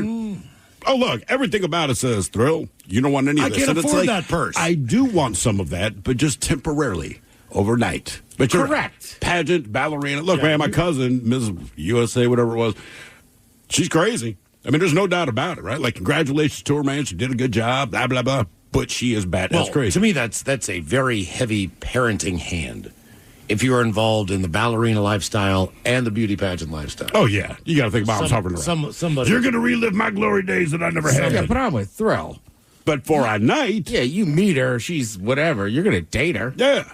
I mean, if I met a girl that looked like Miley Cyrus, she's like, I want to be with you. Hey, Ted, I've also killed 2 people. And I've killed 2 people. We're like, all right, let's talk about it in the morning. He dated racists for a while. If there is right? a morning. I'd risk it. Yeah, sometimes you're like, I know she's crazy. I don't care. Correct. What if she didn't spend the night? How about that? Where was the worst time or place to get sick? 206-803-ROCK. I don't have the guts to kick her out. I don't want her getting violent again. Hello, Ben. Welcome to the men's room. Oh, boys, how's it going? Hola. Yeah, so I turned 21 2 days before my first trip to Vegas. So we're out celebrating, and we went and I think to not to Fridays, but Ruby Tuesdays, and got hammered at the clubs and all that. So I woke up the next morning, I was super hungover, and the day went by. So we went to Olive Garden and had all you could eat, like pasta, like the shrimp, the seafood medley. Had some wine. It felt a little bit better. Then we decided to go to the NASCAR Cafe. I don't know if you've been there, but they have these like midget NASCARs on like movable shocks and springs with like a wraparound video game system. All right. So it feels like you're in the car, right? And so me and my boys are racing, and all of a sudden I did something, and the car spins out. Like, it's not literally spinning out, but the hydraulics are going, and that screen starts going, and then my inner ear starts going. And I was like, I have to get off this ride right now. So I jumped out of the car, sprinted to the bathroom, hit a stall, and just yacked up all that pasta, seafood, primavera sauce, all that wine. It was nasty, right? Well, then the toilet doesn't flush, so it's like your worst nightmare. So luckily there's nobody else in there. So I go kind of rinsing my mouth out, looking at myself in the mirror and questioning my life choices. Somebody walks in and, of course, beeline straight for that stall and goes, "Oh, my God." And I said, "Yeah, can you believe some a-hole barfed in there, didn't even flush it?" And then I walked right out. Yeah. That's you got to say it. Otherwise, they know it's you, man. Yeah, you could have been anywhere. 21 run. That's a terrible, terrible thing. I mean, depending on who your friends are. I think it's a rite of passage. It Like, is. look, man, you're going to have a blast this night. Now, the irony of it is tomorrow and probably for the next 2 days, you're going to regret everything you did. But the flip side is, if you do it right, honestly, you're only going to remember about the first 50% of your night. And then everyone's going to fill in the blanks to explain why you feel so bad, what those marks are on your body, and why you find yourself waking up in this place. I remember we were going at least 40 miles an hour. Door open, I threw up at it. Just let my head out. The car is moving. Yeah. Seriously moving. And just threw out all over the road. Closed the door. I'm in the back seat. They kept on driving to the next bar. Oh, yeah. I mean, it's a rite of passage, and it's just hard, right? Like, any day of the week, if you're in a bar, if it's just your local watering hole, and there's some dude in there, it's like my 21st birthday, like, I'm buying him a shot. You got to get a shot. There's no doubt about it. It's not going to be something good. Oh, no, not for 21. Not- You said you're turning also, 50. Like, hey, man, what do you want? Also, you got to remember your friends of that age. So, of course, you don't have money to buy anything good. You're all in the well. Oh, yeah. Well, I bartended at a college bar. I mean, not a lot of college kids hung out at our bars, mainly townies. But a lot of 21 runs would come in there to, like, check it off. And they'd be like, "Can I get a free shot?" I'd be like, "Sure." And I would pour them E&J. Yeah, whatever's cheapest, man. Right? Like, nobody wants to shoot cognac. No. But, like, they don't care. Right? Where was the worst time or place to get sick? 206-803-ROCK. Hello, Tommy. Welcome to the men's room. Hola. Hola. All right, so this is fun, not so much fun. By the way, I hung out with you guys at Black Raven in Redmond. Super fun. Well, thank you for coming up. Appreciate it. Woodinville. Yeah. Woodinville? No. Oh, Woodinville. Sorry, it was Woodinville. Never mind, not Redmond. I've never been to the Redmond location. That's why I was now like, that you bring it up. I had to ask Ted, have I been to that one? Because Ted seems to know the bars no, I've been it to. was Woodinville. You're right. You're right. Okay, so here's what happened. So my husband and I went to Catalina Island, just like outside of Long Beach, California, with my brother and sister-in-law. Beautiful. Yep, super fun. So we party, right? It's a super fun party. The day before we go to leave, we go to like Two Harbors, this other part of the island, and get a palapa and have lots of drinks and whatever. We get back the next morning, which is the morning that we're going to leave. My sister-in-law she feels super hungover. Yeah, not surprising, right? Because we had drinks and whatever. Well, I kind of felt hungover too, so we were relaxing, hanging out, and just chilling. Well, then we sort of were like, well, we got to kick it into gear because it's our last day, and we didn't leave till the evening. So we drank, went to different restaurants, drank. She started to look a little peaked, and she was like, oh, I'm maybe not going to drink so much. I'll kind of chill. So we finally get to our flight, right? We get to the airport, we get to our flight. We're all still drinking, but she hasn't been drinking for a while. So we get to our flight, we get seated. Her and my brother are like next to us in an aisle, only one seat backward. And sorry if it's windy here. And I was saying, did you call us while skydiving? Yeah, sorry. Okay, this will be better. So I look behind, across the aisle and behind me, I see my brother's on the aisle seat. She's in the middle. And I see him starting to panic. And she's projectile vomiting. Oh. Wine on the airplane. Like the vomit, the pure sound and smell in the entire airplane. It was... And so I see my brother panic. So I run up to the front to get a steward, flight attendant. And they're like, oh God. Okay. And they like grab her and they happen to have a place in the first class. What? It was empty. So they drag her out to first class. I don't.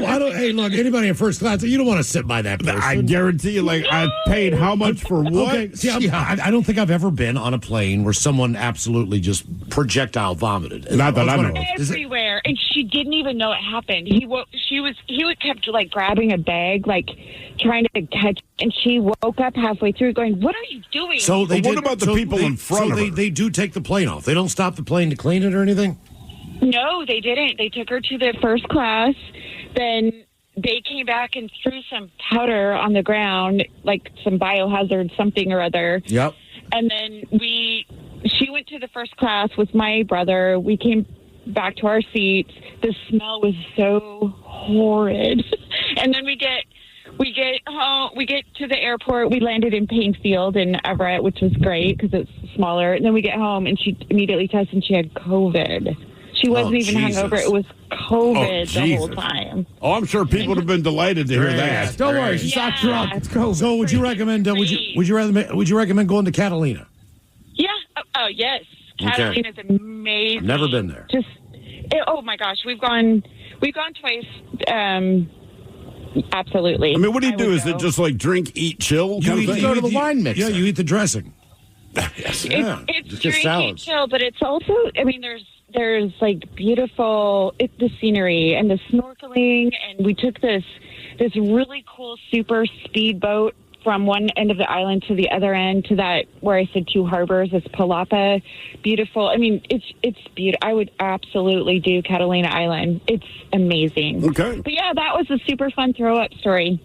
Yeah, sounds that way. But just be glad it wasn't you.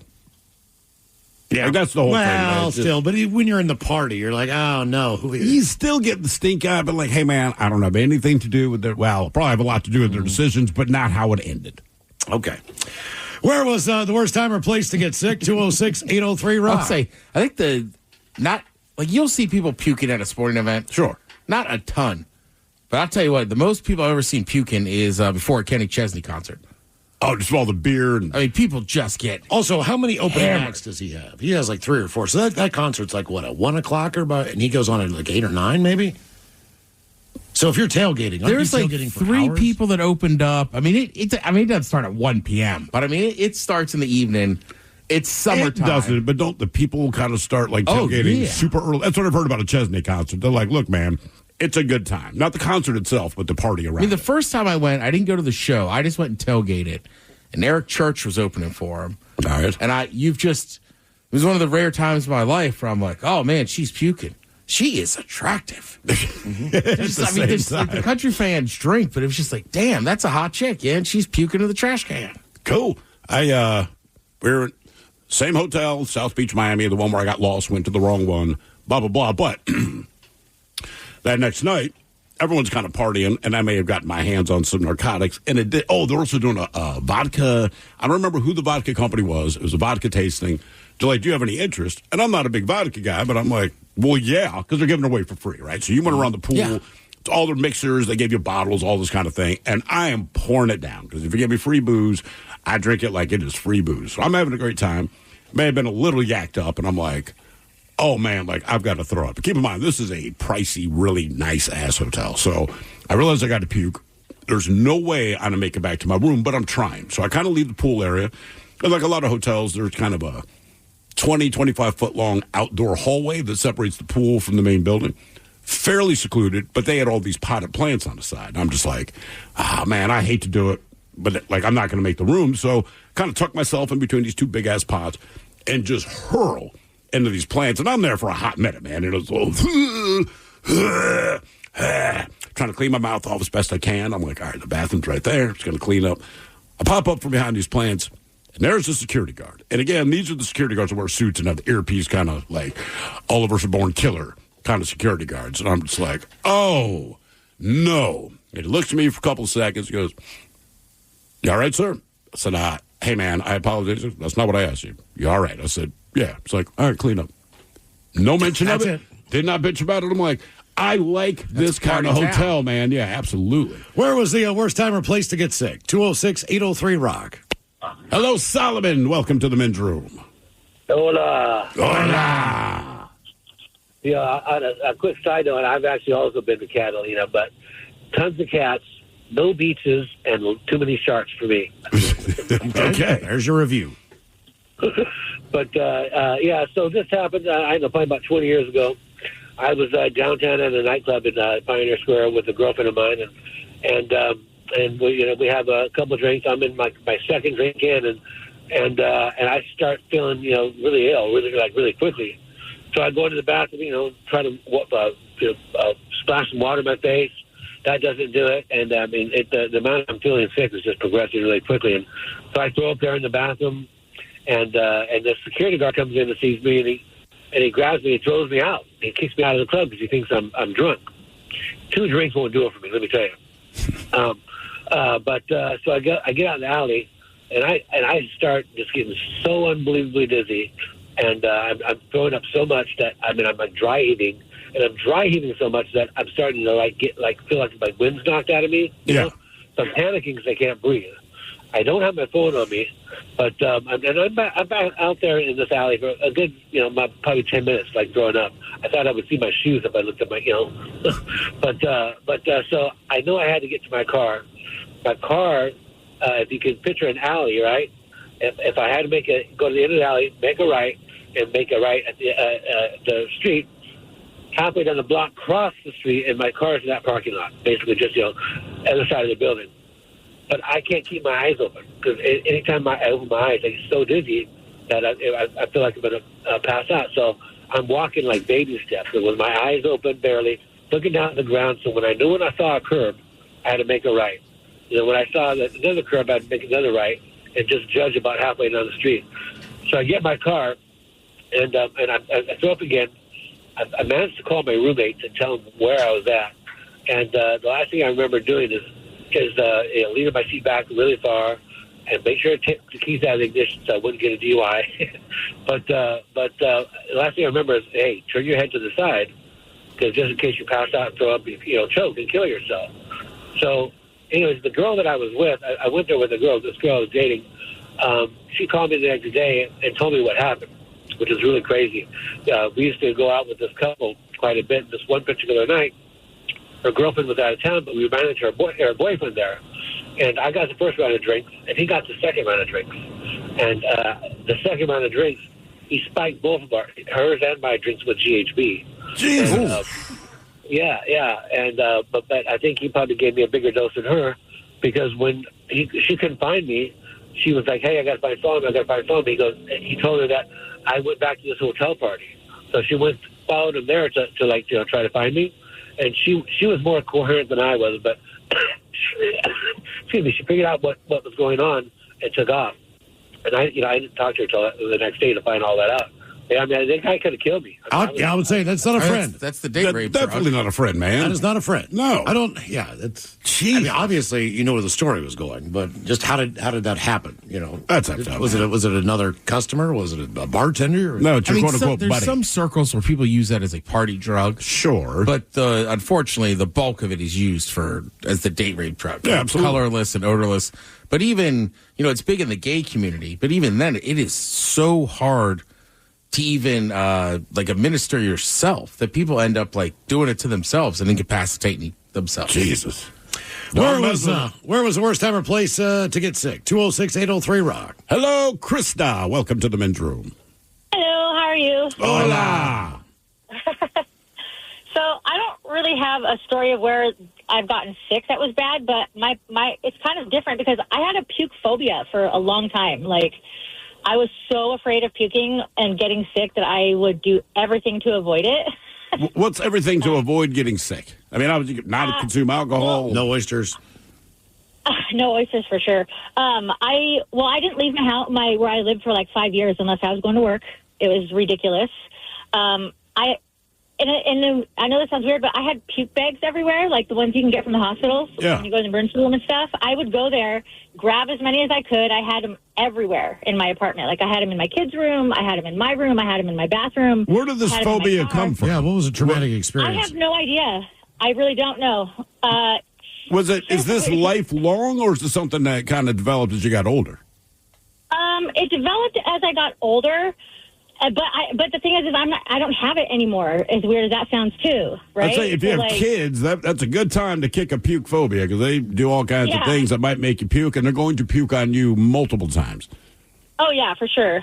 But it was. I don't know where it came from. It just. And here's the other thing that was weird about it. I avoided anything blue for that whole time, because somehow here's the thing about phobias. Okay, so they're usually irrational and crazy things that you make up your own, and it's stupid. But for some reason, I got in my head that you puke at the colors of the rainbow. And the last time I had thrown up before this puke phobia, it was green, because I had surge that morning before I went to school. Nice. And so, you remember surge, right? Oh, yeah. Yeah, so I drank 2 of those, went to school, threw up a lot. But, and then I was fine. But then for some reason, when this developed, I remembered that. So I didn't eat anything blue either for that 5 years. What is there blue to eat? What blue food did you miss out on? I got to know. Charkleberry punch, Jell-O. I mean, as far as food goes, there's not a lot of blue. There's a lot of blue. There's popsicles. There's Jolly Ranchers, candy and stuff. I didn't drink there's blue sodas and blue juices, I guess. I think that's a good idea in general. It's made from a chemical plant that you won't eat. I know. Yes, I mean, typically there's blueberries, and that's about it. Yeah, Wow. I wouldn't eat those either. Nothing blue. And they're not even really blue. They're black. I know, but That is it was really a weird, phobia. man. No, I get it. I know, right?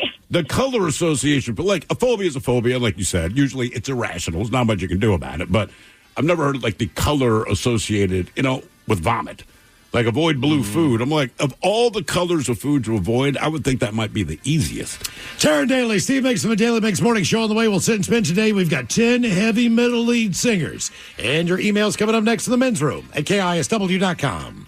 Navigate the electric revolution and gain insights to electric vehicle manufacturing with Rockwell Automation. Get our free white paper and gain all the insights you need into the electric auto industry and smart manufacturing. Only the agile will survive this metamorphic shift in the industry, so let Rockwell Automation keep you up to speed. Search Rockwell Automation EV Revolution white paper and download your free copy today. The electric revolution is here, and full insights are available for download. Get the Rockwell Automation EV Revolution white paper today. Mom, I need to lay low for a few days. Lay low? What's going on? I only paid for this Hyundai Tucson. Christopher Allen Lynch. Deal's so right, it almost feels wrong. Get the car or SUV you want at the Hyundai Getaway Sales Event. Get 0.99% APR for 60 months or $7,500 EV bonus on the Hyundai Ioniq 5. Visit your local Hyundai dealer today. Offers end March 31st. Call 562-314-4603 for details. Hiring is a lonely business. Posting jobs, sifting through resumes, interviews with unqualified applicants, being ghosted. What if you could link with dozens of qualified candidates who are ready to work right now with just one connection? That's Express Employment Professionals. Find us at expresspros.com. One connection, the workforce you need. Problem solved. Express Employment Professionals. expresspros.com. I love the Marquette community. I think, it to me resembles a family of some sort. You are coming to a place that is not only going to give you a great education, but I think it's going to make you a very well-rounded individual. Especially because of the size, you can definitely find your people. I came in and it was open arms. While you're here, we're going to try to make you feel that same love and make this place home. We are Marquette. We are Marquette. We are Marquette. We are Marquette. Working as a dedicated Fidelity advisor, I always ask, what's important to you? I'll look at those priorities and goals alongside your full financial picture to build a comprehensive plan designed to help grow and protect your wealth. With proactive portfolio insights and an eye on taxes, I'm here to help you make the most of your money. I'm Laura Maxwell, and I'm a dedicated Fidelity advisor. Learn more at fidelity.com/wealth. Investment minimums apply. Fidelity Brokerage Services, LLC, member NYSE, SIPC.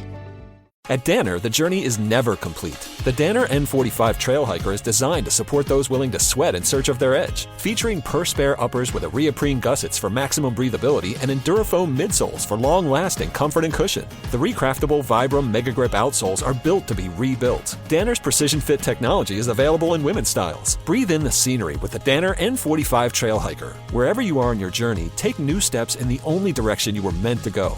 Forward. Explore the N45 at Danner.com. This episode is brought to you by Progressive Insurance. Whether you love true crime or comedy, celebrity interviews or news, you call the shots on what's in your podcast queue. And guess what? Now you can call them on your auto insurance too with the Name Your Price tool from Progressive. It works just the way it sounds. You tell Progressive how much you want to pay for car insurance, and they'll show you coverage options that fit your budget. Get your quote today at Progressive.com to join the over 28 million drivers who trust Progressive. Progressive Casualty Insurance Company and Affiliates. Price and coverage match limited by state law. Ready to explore Europe the striped way? Then fly with Condor Airlines. With non-stop flights to Frankfurt, Germany, there are great connection options to several European cities. Whether it's the romantic streets of Paris or the stunning beaches of Barcelona, Condor will start your vacation and make it even more memorable by offering comfortable and spacious cabins where you can sit back, relax, and enjoy the flight. Fly the striped way. Visit condor.com today. Are you a bartender that dreads the phrase, "Hey, can you put the game on?" At Sports on What, we understand your pain and we're here to help. Over-the-air, satellite, cable, or streaming, Sports on What knows what channel the game is on, and you can too. Follow your favorite teams, set alerts, and filter by provider to get the results you need. Stop wasting time searching and never miss kickoff again. Just download the Sports on What app, and you'll always know how to watch the game. Available for Android and iOS. Start your 7-day free trial when you download Sports on What and subscribe today. 99.9 KISW. We return to the men's room with Miles and Thrill. All right, you want to check out Lincoln Park? It's a Climate Pledge September 4th. Text the code word, that would be heavy, to 206-803-ROCK right now. Get it's heavy to 206-803-ROCK. Heavy like your mama. Heavy. Text the secret word now. It's not heavy. He's my brother. Terry Daly, Steve Mix, and the Daily Mix Morning Show coming up. We're going to sit and spin with 10 heavy metal lead singers. But first, time for a few emails to the men's room at KISW.com. You've got mail. You've got mail. Who sang that? He's not heavy, he's my brother. Oh, it's a famous line from like a classic rock song, right? I know. I'm just saying. Heavy, Like, he's my you'd brother. think I'd know the song. Are you going to test your knowledge coming up? Steve and I, yeah, exactly. That's a good point. We're going to play the heavy metal band, and we're trying to figure out the song there and the lead singer. Oh, it's the song by the Hollies. Hollies, of course. Heavy it's the metal. Hollies. Let's see, Pacholos, please wish a very, very happy 34th birthday to my son, Devin. Narrator's voice. He was fat. What's that? Sorry. It's like, he's so heavy, he's my brother. It's like narrator's voice. He was fat. Oh, yes. First time in his life that I won't be with him on his day. Please have the Dirty Germans give him some consoling words and Miles with a dad joke or two. Thanks, guys, and lots of love. That from the lovely Julie. Yeah, listen, if it's your mother that wants to be with you on your birthday, you know what to do. You've come to the right place. The Dirty Germans will tell you to get face down and canyon yodel. So, yeah, it will be awkward this time when we have that group meetup and your mother's not there, so. Yeah, I will miss her. So, yeah. What did we call her? The original Turbo Tongue? Jesus. Yes. All right. All right, Devin, here's some dad jokes. Guys, what do you call a cult that is hard to get into? A cult that is difficult to get into.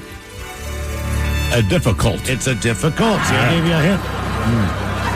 By the way, I think the hotel receptionist was into me this morning. Oh, yeah? Oh, yeah? Yeah, definitely checking me out. What did the baby corn say to his mom? What did the baby corn say to his mom? I don't know. Where's popcorn? It's getting SIGs. What's LeBron James' son's favorite brand of paper towel? Brawny. Brawny. And this morning I was eating an apple while waiting for my doctor. Oh, yeah? Yeah, he never came.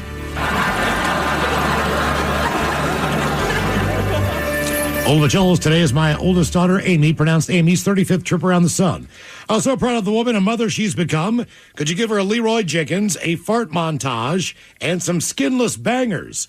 I love you, kiddo. That from Mom and Dad. Stay fresh, my friends.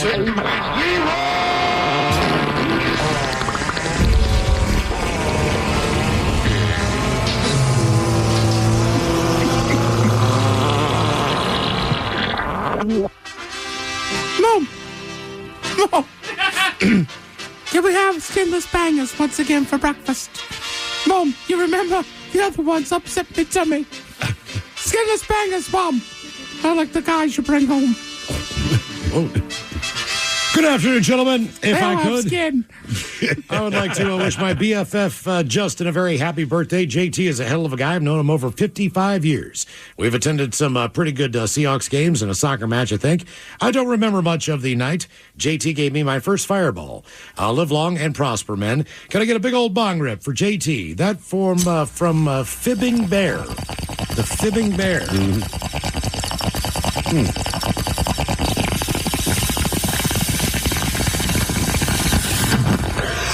All right, guys, here you go. Happy, happy, happy birthday. Happy, happy, happy birthday. Happy, happy, happy birthday to you, to you, to you. Ya's the Dirty Germans, brought to you by Men's Room Original Sausage. Available through Uli's World Famous Sausage, mensroomlive.com, and other fine retailers. Schweinefleisch. Thank you, Bob, and one extra email, guys. Ted from yesterday's show, catching up on the Odyssey app. Heard your story about your friend that housed handfuls of cake out of her roommate's fridge. And it conjured up a very similar story from the past. So the story is, what, came home hammered? After this person had already chewed out the designated driver because they did not approve of their relationship, and then the couple woke up the next day and there was you could see where somebody had ripped chunks of cake out of their cake. Handprints, fingerprints. I don't know if you guys remember the local band Sift from back in the day. They ran around with the likes of Window Pane and Tempered Cast, etc. Anyway, 3 of the band members are some of my closest friends to this day, and the story is about 2 of them. Me and these 2 got back to one of their homes after a long night of boozing and passed out. My one buddy's wife woke up in the morning and went to the fridge to make us breakfast. Upon doing so, she found a giant chunk missing from the block of cheese, accompanied by teeth marks. My other buddy had gone to the fridge in the middle of the night and just snarfed a giant bite of cheese in the middle of the effing block and put it back.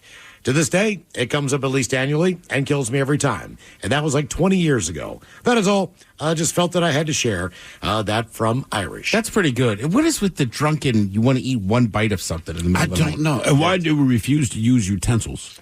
I don't know. Like, I've done it before. Like, you wake up like, I need a piece of turkey.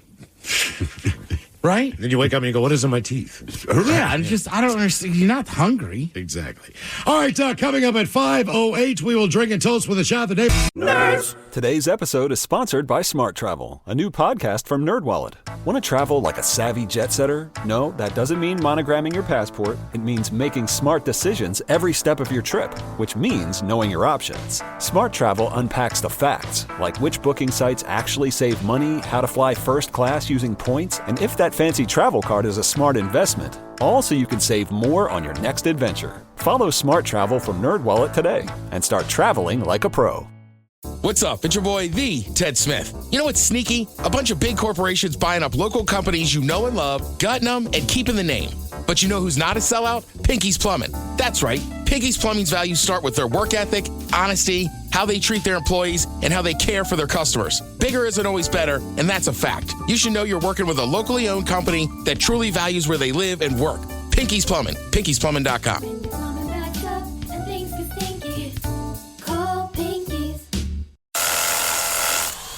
Man, that was easy. Bulldog Rotary Hammer! Hello? It is I, He-Man, your inner Bosch. Inner... Bosch! I'm sorry, what? That powerful feeling you get when you can powerfully blast through concrete.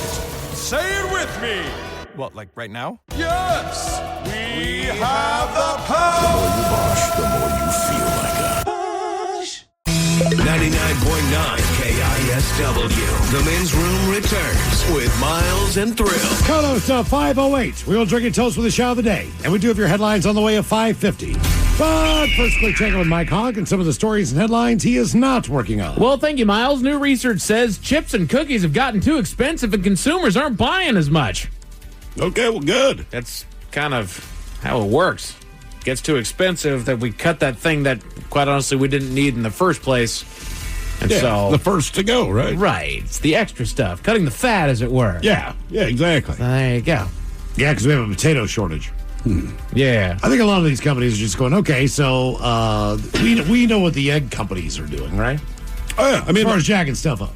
So if we just do this one time, will anyone notice? Most of the time, people don't, right? Because you're always going to blame whoever's in charge, right? Mm-hmm. That you're going to blame it's the government, blah, blah, blah. And then you find out, well, the companies take the opportunity to inflate the price because the average consumer, myself included, you already assume you're paying more. Mm-hmm. Sure. And because look, you shouldn't have record profits if inflation is involved. It's a basic math equation, right? So, I mean, but they've done it. They used to do it with gas all the time. Oh, look, the price of oil would drop and the price of gas would go up because by the time you figured out that, because we keep looking at gas prices, not oil prices. Our reserves in gas have not changed since 1985. No. They just they just do whatever they want to do.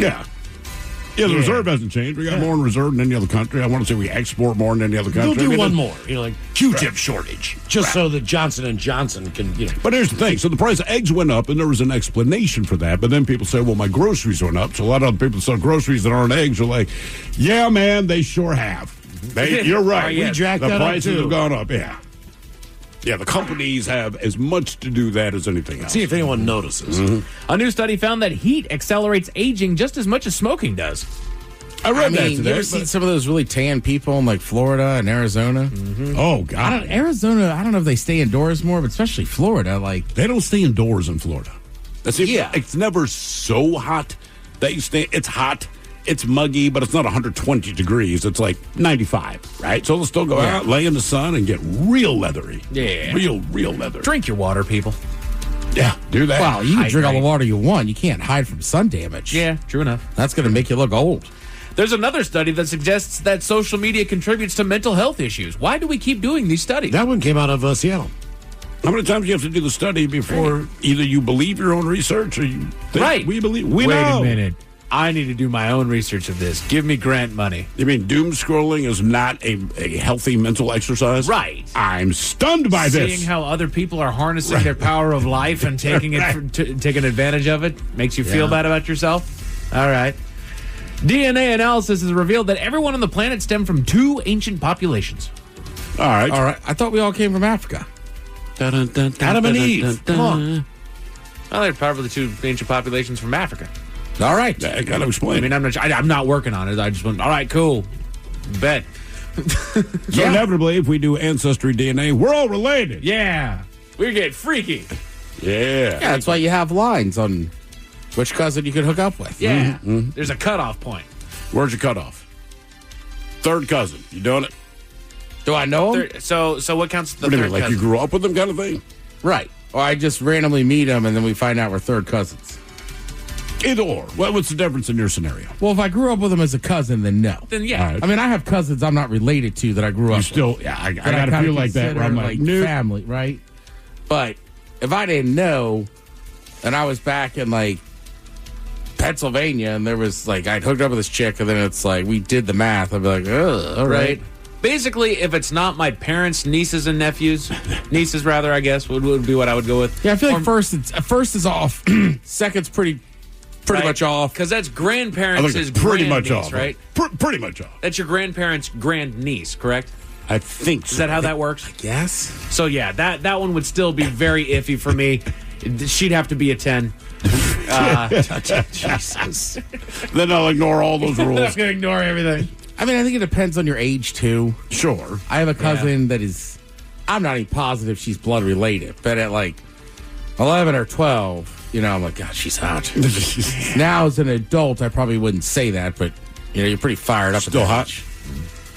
I don't know, man. I haven't seen those people in years. To Facebook. 53% of Americans feel financially frozen. Well, yeah, again, do we have to do the math on this? You see it all the time. Right. And that's what amazes me. It's like, right, the wages aren't keeping up. Yeah, the cost of living goes up faster than wages. Like, do the math. Have you gone out to dinner here lately? Yeah, No kidding. They make you eat at home. Yeah. Because the groceries you bought are still more expensive, but you're still cheaper than eating out. How come you guys aren't saving? What is this 20% thing for? I'm going to tip. Yeah. We retain this. Most American men own at least one suit. Everybody here own a suit? Yes. I do own a suit. Own a suit, all right. But 28% of them have never worn one. You know why? Because people die. I guess technically I own 3, but only one of them would I wear these days because I feel like the other 2 just They look. get dated, right? They look so dated. Sure. That's my wife's power move when we got married. She said, look, have all the guys buy suits, don't rent tuxes. I'm like, why? She goes, that way all of you guys have a suit. And I'm like, you know what? That's a good call, babe. Yeah, I like that. I need to go out and get a suit here soon. It's been a hot minute since I got in a suit. I might need to. I put on a suit a couple of weeks ago for something, and my wife's like, Jesus, that looks dated. I'm like, it's that time. Dude, I mean, it sounds sad, but that's why I went and bought like a new black blazer and some slacks for my cousin's funeral. Right. I put on the one suit that didn't fit super tight, but it was like, this looks ridiculous. It's 1998. Yeah, what's that? That looks like a game show host. Yeah, the other one is very light. Like, I don't know if I could wear this to a funeral. Nearly half of Americans say people are more rude now than they were pre-pandemic. Maybe. Yeah. Yeah. I think part of that, too, is it's like the culture that you always deserve what's best for you. You know what I mean? Like, I remember some airline had a commercial, and it's like, keep looking at the seats and like get better seats and this and that. And it's like, I don't know, I feel like we've gotten into this culture where it's like, well, I got to do, what's best for me is fine. Yeah, sure. Yeah, it's like, well, sometimes I don't know what to tell you. Like, you didn't buy the ticket early enough. Like, you got crappy seats. That's how it goes, man. Right? Like, just, I don't know. Like, look out for number 1. I think entitlement probably has gone through the roof a little bit. Sure. And then that leads to rudeness, right? Right. Because when you think about it, the pandemic, well, it isolated everybody. Therefore, it made everybody's lives about themselves. Oh, yeah, for sure. Right? and it really, no matter where you sat on the fence, life became about yourself throughout that pandemic. So did culture, so did consumerism and all of that. And, everything. Amazon, everything is just delivered to your door, and a lot of people exercise that a lot more, myself included, when it came to... wait till you see what happens here tomorrow, Mike. Oh, yeah? Yes. Oh, boy. It's going to be huge. It's going to be massive. It's Crazy day. I'm scared. People are buying and selling serial killers as belongings on Facebook Marketplace. Hey, man, if someone wants to buy it. No kidding. If there's a market for it? I don't know why there is, but if there is, okay. Yeah, exactly. I just I don't always go care back about to that. the pet rock, man. Somebody made $1 million. Somebody became a millionaire, selling pet rocks. Right. Because people are dumb enough to buy a rock. And you got, hey, man, whatever. Can't fault you. Do you guys talk to your neighbors very often? Yeah. Get in touch with your neighbors? All the time. And it's summer all the time, yeah. Would you guys consider yourself good neighbors? Try to be. I'm not State Farm, but I try. Well, good work. Let's try. The Men's Room Top 10. The Men's Room Top 10. The top 10 things good neighbors do. Good neighbors look out for each other. They throw parties for the neighborhood. They own a construction business and volunteer in the community. They like to dress up as a clown and do kids' parties. They are respected and admired by friends, other neighbors, and even police officers. Then they are found guilty of kidnapping, murdering, and burying 33 victims under their home. We should all be so fortunate to have a good neighbor like John Wayne Gacy. God. Hey, was a good neighbor. I'm sure he was. Yeah, the people are like, dude, you wouldn't know because he seemed like such a good neighbor. About to say, I feel like that's a constant thing. It's like, oh no, he was like the nicest guy. Yeah, he's a better neighbor than person. Yeah, there you go. So things that every good neighbor does. Delivers a welcome basket. Anybody here ever delivered a welcome basket to their neighbor? I handed some people some bottles of wine and moved in behind us. Yeah. All right. I always give my neighbors something like I'll drop them off like a little pie or breads around the holidays. Nice. They usually give me some candied pecans. Oh, very okay. specific. Yeah. Sorry. Candied pecans. No, those are and delicious. shortbread. They're delicious. I have to have some of those. Candied pecans. They're so good. Smith. Oh, yeah. I know. Hi, I made these myself. They're candied pecans. I have lived in 3 separate houses over the last 2 years, and I have not once had a neighbor give me a welcome basket. Really? No. Really? No. Jackasses. Do you talk to your neighbors? You know what? I have. I Okay. knew both my neighbors in my last place, and they didn't give me a damn welcome basket. This place, I said, screw it. Apparently All bets you're are off. unappealing. I guess. Yeah, I think you should talk to your neighbors more. Yeah. Jerks. Start a school carpool. If another family on your street has kids that attend the same school as yours, set up a carpool routine that'll help you and your neighbor out. My why wife not? does that a ton. Right. A ton. Yeah, there's quite the community with with you guys. My wife in particular, yes.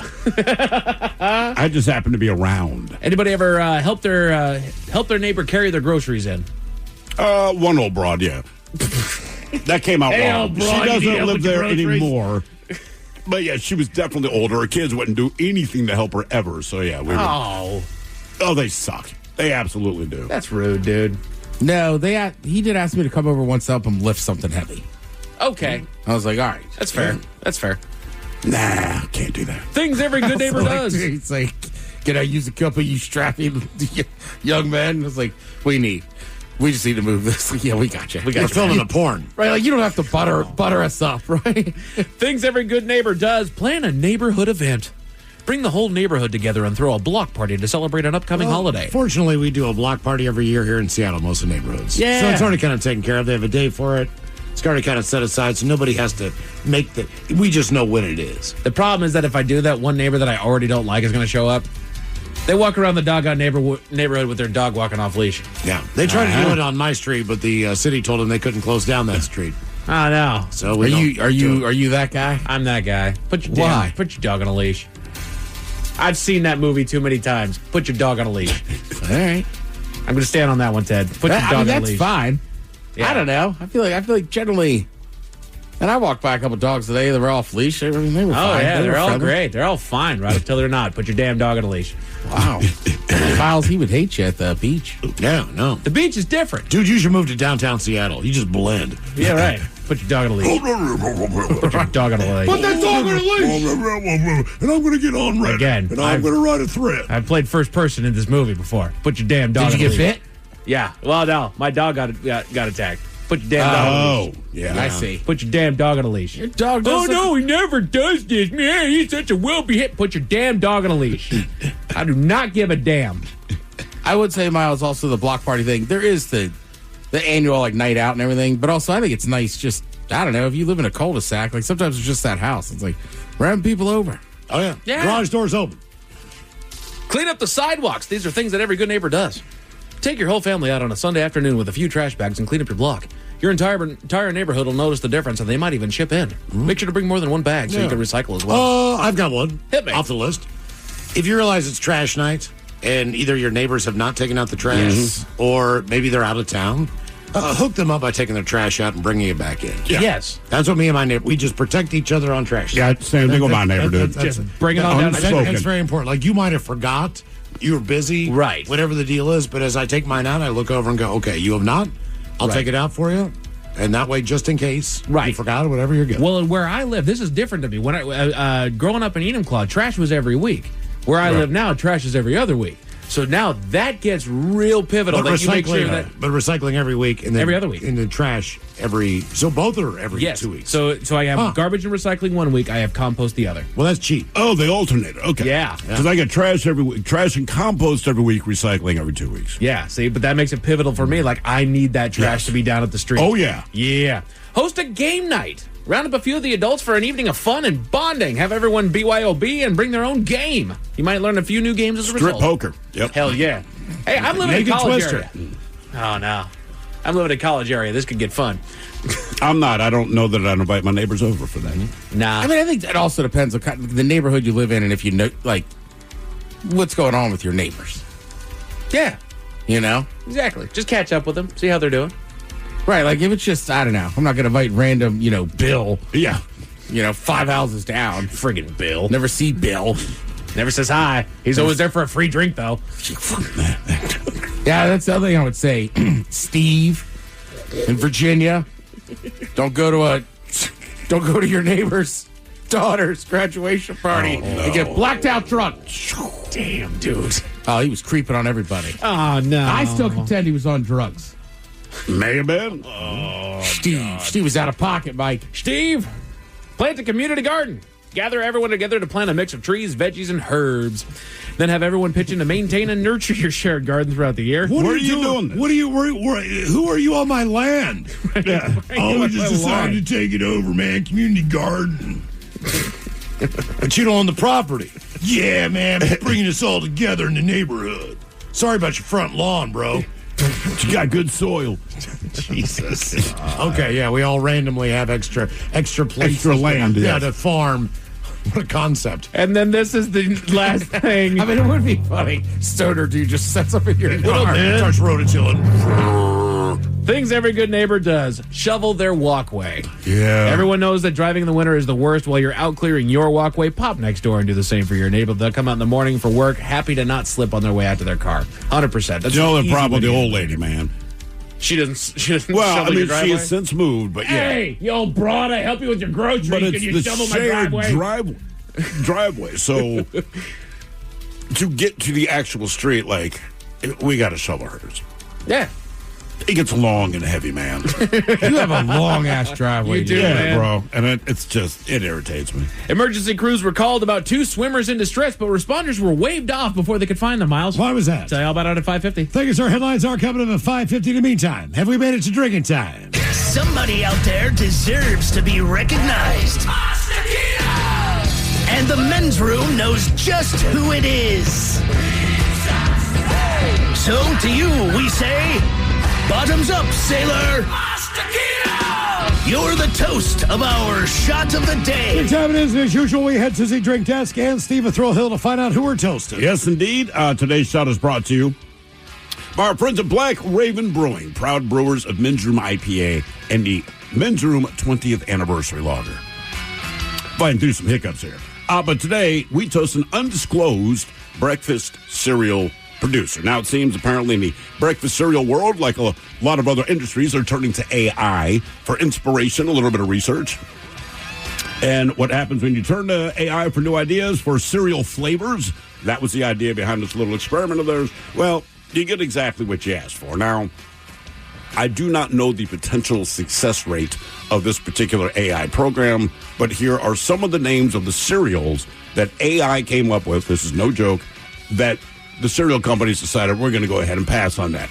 Would you eat a cereal called Pins and Needles? No. How about Bleach Bites? No. Drill Bits? Cancerios, much like honest to God.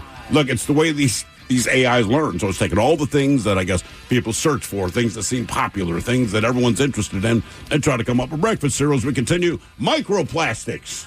No. Viagra Bites. Yeah, Yes. I'd eat that. Yeah, I'd try those. Okay, there's one. Footy Flakes. Kind of like soccer. This one is called Oops, All Bed Bugs. How about Orphan Tears? No. Frosted Matches. Meaty Flesh Chunks. Again, these are the AI-generated breakfast cereals that the company has chosen not to pursue. I'd order that recipes. as an appetizer. Meaty flesh chunks. This one I kind of like. Whiskey Clusters. All right.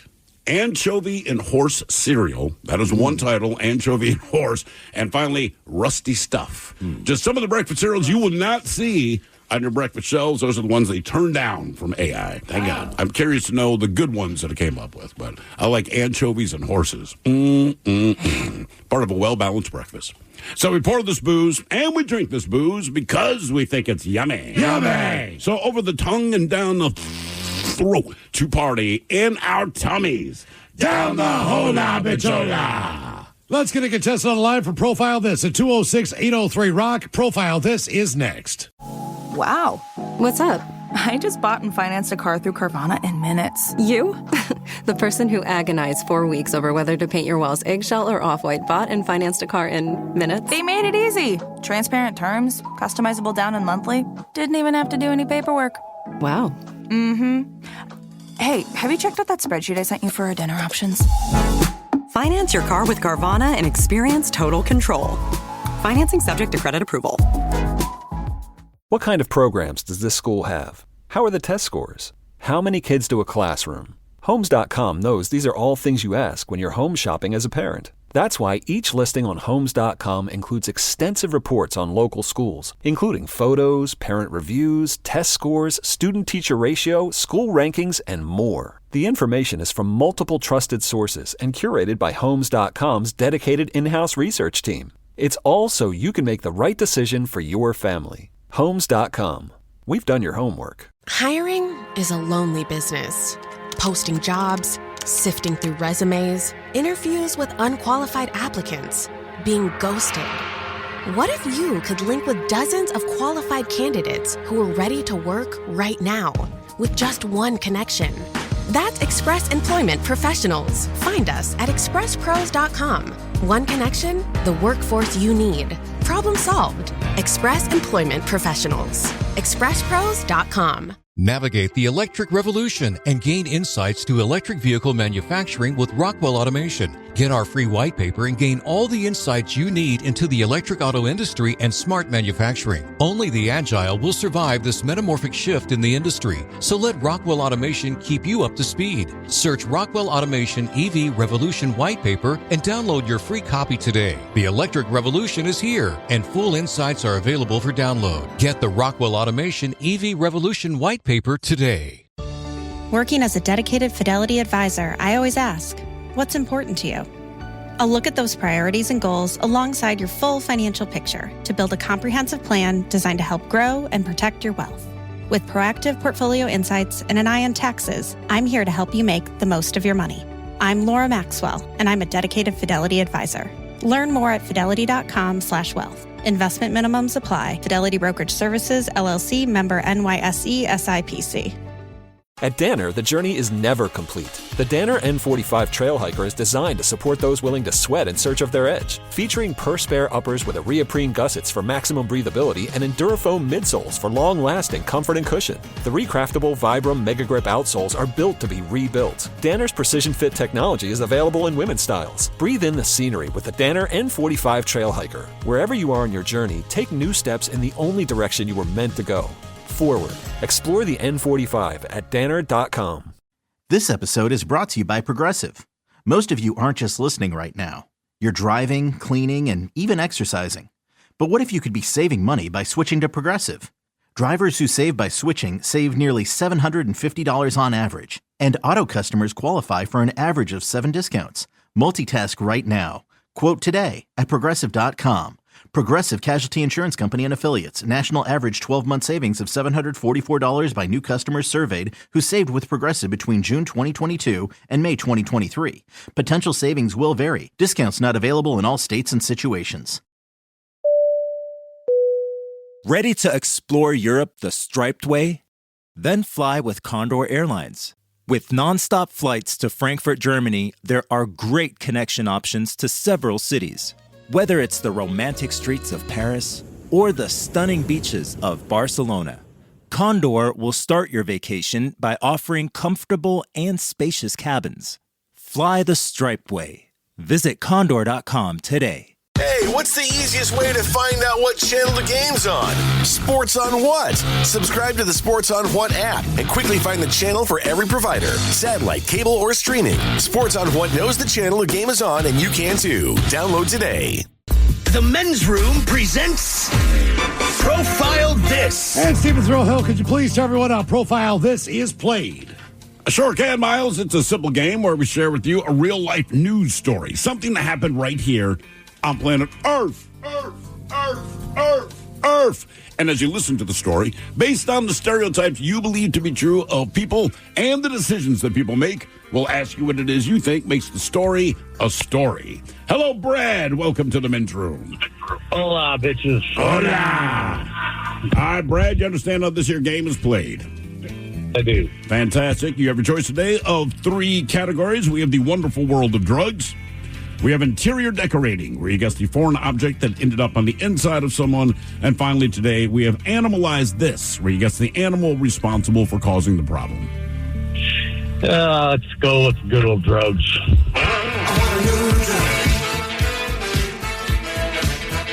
All right, police say that a man who was high on drugs climbed to the ceiling of an East Memphis gas station and caused around $10,000 worth of damage. Now, the incident happened in April of last year, but Travis Lewis, he was booked into the Shelby County Jail just last week for vandalism. Now, employees at the Exxon station in the 2900 block of Rhodes Avenue said that Lewis entered the store, walked to the back of the business, began removing ceiling tiles, and then climbed into the ceiling. Now, the clerk said Lewis also broke into the door leading behind the counter and started climbing into the ceiling. Now, when police took Lewis into custody, they said that he told them that he'd taken a specific drug as well as smoked a little weed. Well, he was transferred to a hospital for a medical evaluation, but he ended up getting arrested for having several drugs in his system, but charges were dismissed. He's now scheduled to be arraigned later this week. The question is, what drug was he on in addition to weed when he climbed into the ceiling of an Exxon station? Was it ecstasy? Was it crack? Was it cocaine? Or was it meth? Man, where did you say it was? Memphis, Tennessee. Yep. What were the choices again? Ecstasy, crack, cocaine, and meth. Yep. God. Brad, I'm going to go. I'm going meth, Brad. Okay, I'm going crack. You're going crack. And he said he smoked a little bit of weed. He admitted to that. In addition to that, right? Then he did this other drug, and somehow they made him want to climb into the ceiling of a local gas station. I don't know. I want to say ecstasy. Ecstasy for 10. No. What was this guy on? Ecstasy, crack, cocaine, or meth? We'll find out next. That was a tease. You are listening to the Men's Room. Nerds. Today's episode is sponsored by Smart Travel, a new podcast from NerdWallet. Want to travel like a savvy jet setter? No, that doesn't mean monogramming your passport. It means making smart decisions every step of your trip, which means knowing your options. Smart Travel unpacks the facts, like which booking sites actually save money, how to fly first class using points, and if that fancy travel card is a smart investment. All so you can save more on your next adventure. Follow Smart Travel from NerdWallet today and start traveling like a pro. Bosch's innovative power tools make you feel like a Bosch. Like when you pile drive screws and bolts with the 2-in-1 impact driver, you'll feel like Macho Man Randy Savage. Oh, yeah! Or when you powerfully blast through concrete with the Bulldog rotary hammer, you'll feel like I have the power And when you make buttery smooth cuts with the Glide Miter saw, you'll feel Scoobity-bee-bop smooth, baby. what he said. With expertly engineered power tools, the more you Bosch, the more you feel like a Bosch. What kind of programs does this school have? How are the test scores? How many kids do a classroom? Homes.com knows these are all things you ask when you're home shopping as a parent. That's why each listing on Homes.com includes extensive reports on local schools, including photos, parent reviews, test scores, student-teacher ratio, school rankings, and more. The information is from multiple trusted sources and curated by Homes.com's dedicated in-house research team. It's all so you can make the right decision for your family. Homes.com. We've done your homework. Categories drugs on profile this. We head to Memphis, Tennessee. Man was high on drugs, climbed on top of a gas station, started ripping off the ceiling tiles and everything. It's basically trying to dig his way into the ceiling of the gas station. Yeah, he got up into the ceiling for a hot minute. Yeah, caused $10,000 worth of damage. He was arrested. Question is, other than weed, what drug was he on? Ecstasy, crack, cocaine, or meth? And Brad, that is the very question we posed to you. Let's start with Miles Montgomery. You went with the old methamphetamine, which it's Memphis, makes sense. Not the case this time. And Brad, you went crack, because like meth, it's also cheap. It's Memphis, Tennessee, but no, I'm afraid it was not crack. Ted, you pulled the wild card and went ecstasy. Ecstasy. And you are correct. Yeah. How did you piece together? Like, to me, that seems like the least ecstasy type of crime. Honestly, nothing. Really? It just seems so odd. Yeah, like Because I had walked already in written PCP, mushrooms, and acid as choices. I didn't know what you were going to say. Right. And none of those were choices. So you went, well, that makes sense then. I mean, if they said like he walked in and kept hugging the cashier, I'd be like, sure. It's ecstasy. Well, also, too, if it's like old school and it's like a press pill, like some of those, man, are, the MDMA is methamphetamine. So right. sometimes you get pills that just, it's like you're pretty much just doing meth. Yeah. Now for all TV news all the time, it is time for TV Time with Ted. And now, because your pathetic life is confined to countless hours in front of a talking box, the Men's Room presents TV Time with Ted. Your choices today, you got the Jimmys. Fallon and Kimmel. Seth Meyers. Stephen Colbert. Or Ted Smith. Is it Ted or is it late night? And it's right there. The title always guys have teams of talented writers that help them come up with their monologues each and every night. It is up to you to determine, is this an actual late night joke and from whom, or could it be a The Ted Smith original? Forever 21 is going out of business, and they say they are placing the blame on companies like Temu. And you know something's wrong, but you can't compete with the quality of Temu. I'm going to say Fallon. Yeah, that's Fallon. Forever 21 is going out of business, and they're placing the blame on companies like Temu. Yeah, you know something's wrong when you're like, we can't compete with the quality of Temu. All the major airlines are now charging for checked bags, as Southwest was the only one that still gave you 2 bags for free. But they're ending that policy on May 28th. Well, in that case, can I please pick my seat now? Ted Smith. Yeah, The Ted Smith. Yeah. Not standing there like a bunch of cattle. Mm-hmm. I still don't understand that system. Is it just first come, first serve? Yeah, just get in line? It's first come, first serve. But you can't, right? You can't mess around. If you go to the gate, you got to line up and get ready. Okay.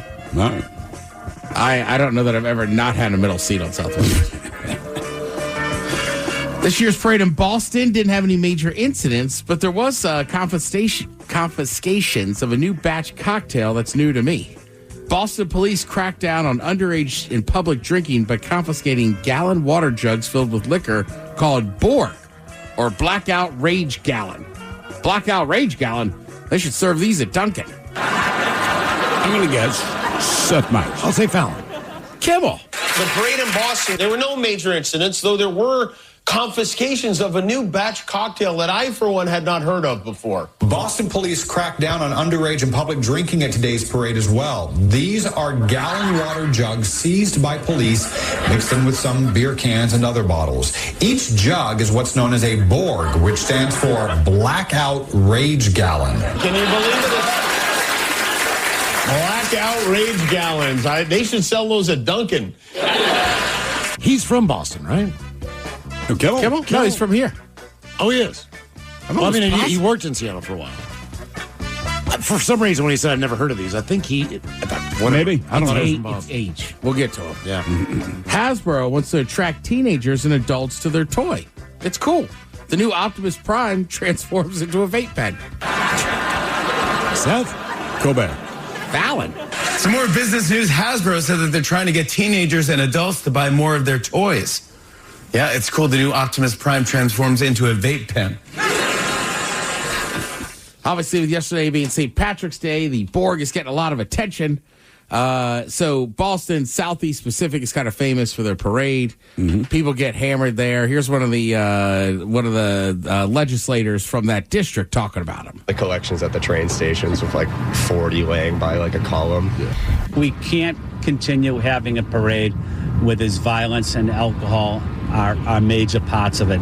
This parade is about respecting our South Boston veterans and military families.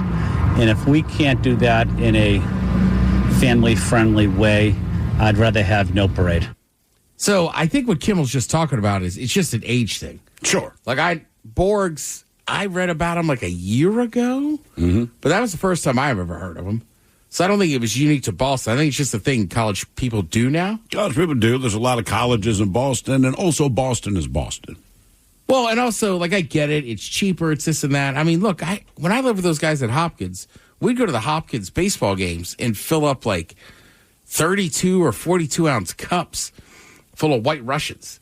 And like I was saying, like, look, I'm not excusing these kids' behavior, but on the same token, like, I don't know. I just feel like for a lot of people at that age, that's what you do. That is what you do. Like, I can't imagine the four of us spending 5 hours roaming around town with a blackout rage gallon. You know, and part of it, to their credit, some of them are pretty funny. Like, look it up. Some of the names they write for them and everything are kind of hilarious. But I mean, I feel like you've seen the pictures. Like, it looked like those kids were getting off the train station. And they're just like, I'll take that. I'll take that. Yeah. And, you know, that's a line, too, you run with college kids. University of Wisconsin is famous for their tailgating, for their student section for football. But there's even become a point where, like, Scott Van Pelt, who's a big fan of that, he's a Maryland guy, but he was like, hey, maybe not all the beer bongs before the game. Right. So, I mean, I think younger generations are always going to push it farther. Of course. And that, you know, and I mean, look, I know adults who use St. Patrick's Day as a reason to get, like, basically, like, blacked out drunk. Yep. It's like, all right, they're doing it, you know, maybe not, you know, everybody else. All right, you always hear this conversation. You like a show, your buddy doesn't like it, and you say, give it a couple episodes. Yep. Right? The Boys is one of the few ones where you go, watch the first 10 minutes, you'll be locked in. You'll understand what the show is, yes. So there's a new study based on IMDb ratings to figure out how long you should give a new show is about an average of 6 episodes to get good. Some of them take a little time. Here's 12 shows. Basically, they said it took a while to hit their potential, and the episodes it had to reach the potential. All right, so more than 6 episodes, right? So BoJack Horseman, they're saying at least 8 episodes. All right, okay. I do want to go back and watch that again. It just got so dark, and like, I remember you saying that. Like, because it's always funny. had dark humor, but it was like sick, like oh right. It took me like 2 or 3 tries just to get the show started, and then when it did turn that dark, I was like, okay, this show's just not for me. Yeah, the first few seasons of it I thought were great. Right, because you're right, it is that dark style humor, and it was actually funny, but then it was, as it got into those later seasons, it was actually just, no, we're just going to talk about some deep stuff. Like, come on, man. Yeah, all the stuff with his mom and his old co-star, then she offs herself. I was like, Jesus, BoJack. I thought this was funny. Yeah. It's a cartoon. Yeah. The 100. They say at least 9 episodes. I never watched that one. I'm a 300 guy. I saw some of it. It was okay. They're not wrong. It takes a hot minute to get going, and it was fine. I can't remember. I think I was sick, or we were all for a week, and I didn't go anywhere, and I'm like, whatever, I'll binge this. All right. Agents of the S.H.I.E.L.D. They say 13 episodes.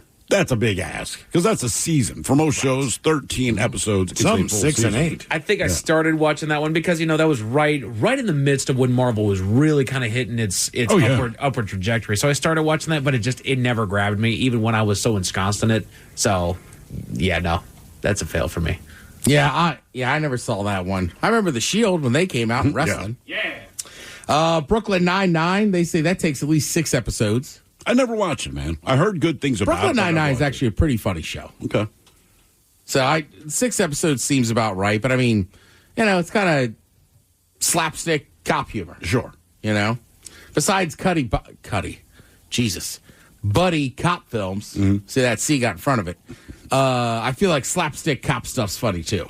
I do too. Yeah. I mean, like Police Academy, Naked Gun, that kind of thing. They kind of set the precedent of what you expected. It was good stuff. Did you guys ever watch Tacoma FD? No. And I heard that was good too. I heard that had its moments. Yeah, and if you like that's the same dudes that made what's it? Reno 911, maybe? Super Troopers, Beer Fest, all that kind of stuff. So if you like that show, you'll like that one. That's not on the list. I'm just bringing it up because it's kind of funny to watch firemen. There's some humor just in people that have jobs that they have to save your lives that all of a sudden they're idiots. Yeah. Community. They say that took 7 episodes to get into. For whatever reason, I just never watched that show much. I never watched it either. And there's so many good actors and it gets so Chevy much Chase, yeah. I never watched it. Buffy the Vampires, they say 8 episodes. Yeah. I never watched it, so I don't know. It's Always Sunny in Philadelphia, they say 8 episodes. It doesn't take that long. I'm with you. It's Always Sunny, especially if you start at the beginning. It's so ridiculous. It's pretty easy to get into. Right. It takes maybe 2 or 3 episodes to get into the swing of what the show is, and the comedy it doesn't stop. I fell in love with that show over a couple of years ago. Now, this isn't going to help me and get Mike to watch it, but Seinfeld, they say 16. Damn. 16 episodes, man. I would tell anybody this. I love Seinfeld. There is no reason to watch the first season. No. It was on at 10 o'clock, 10:30 on Friday night. His parents are different actors. Mm-hmm.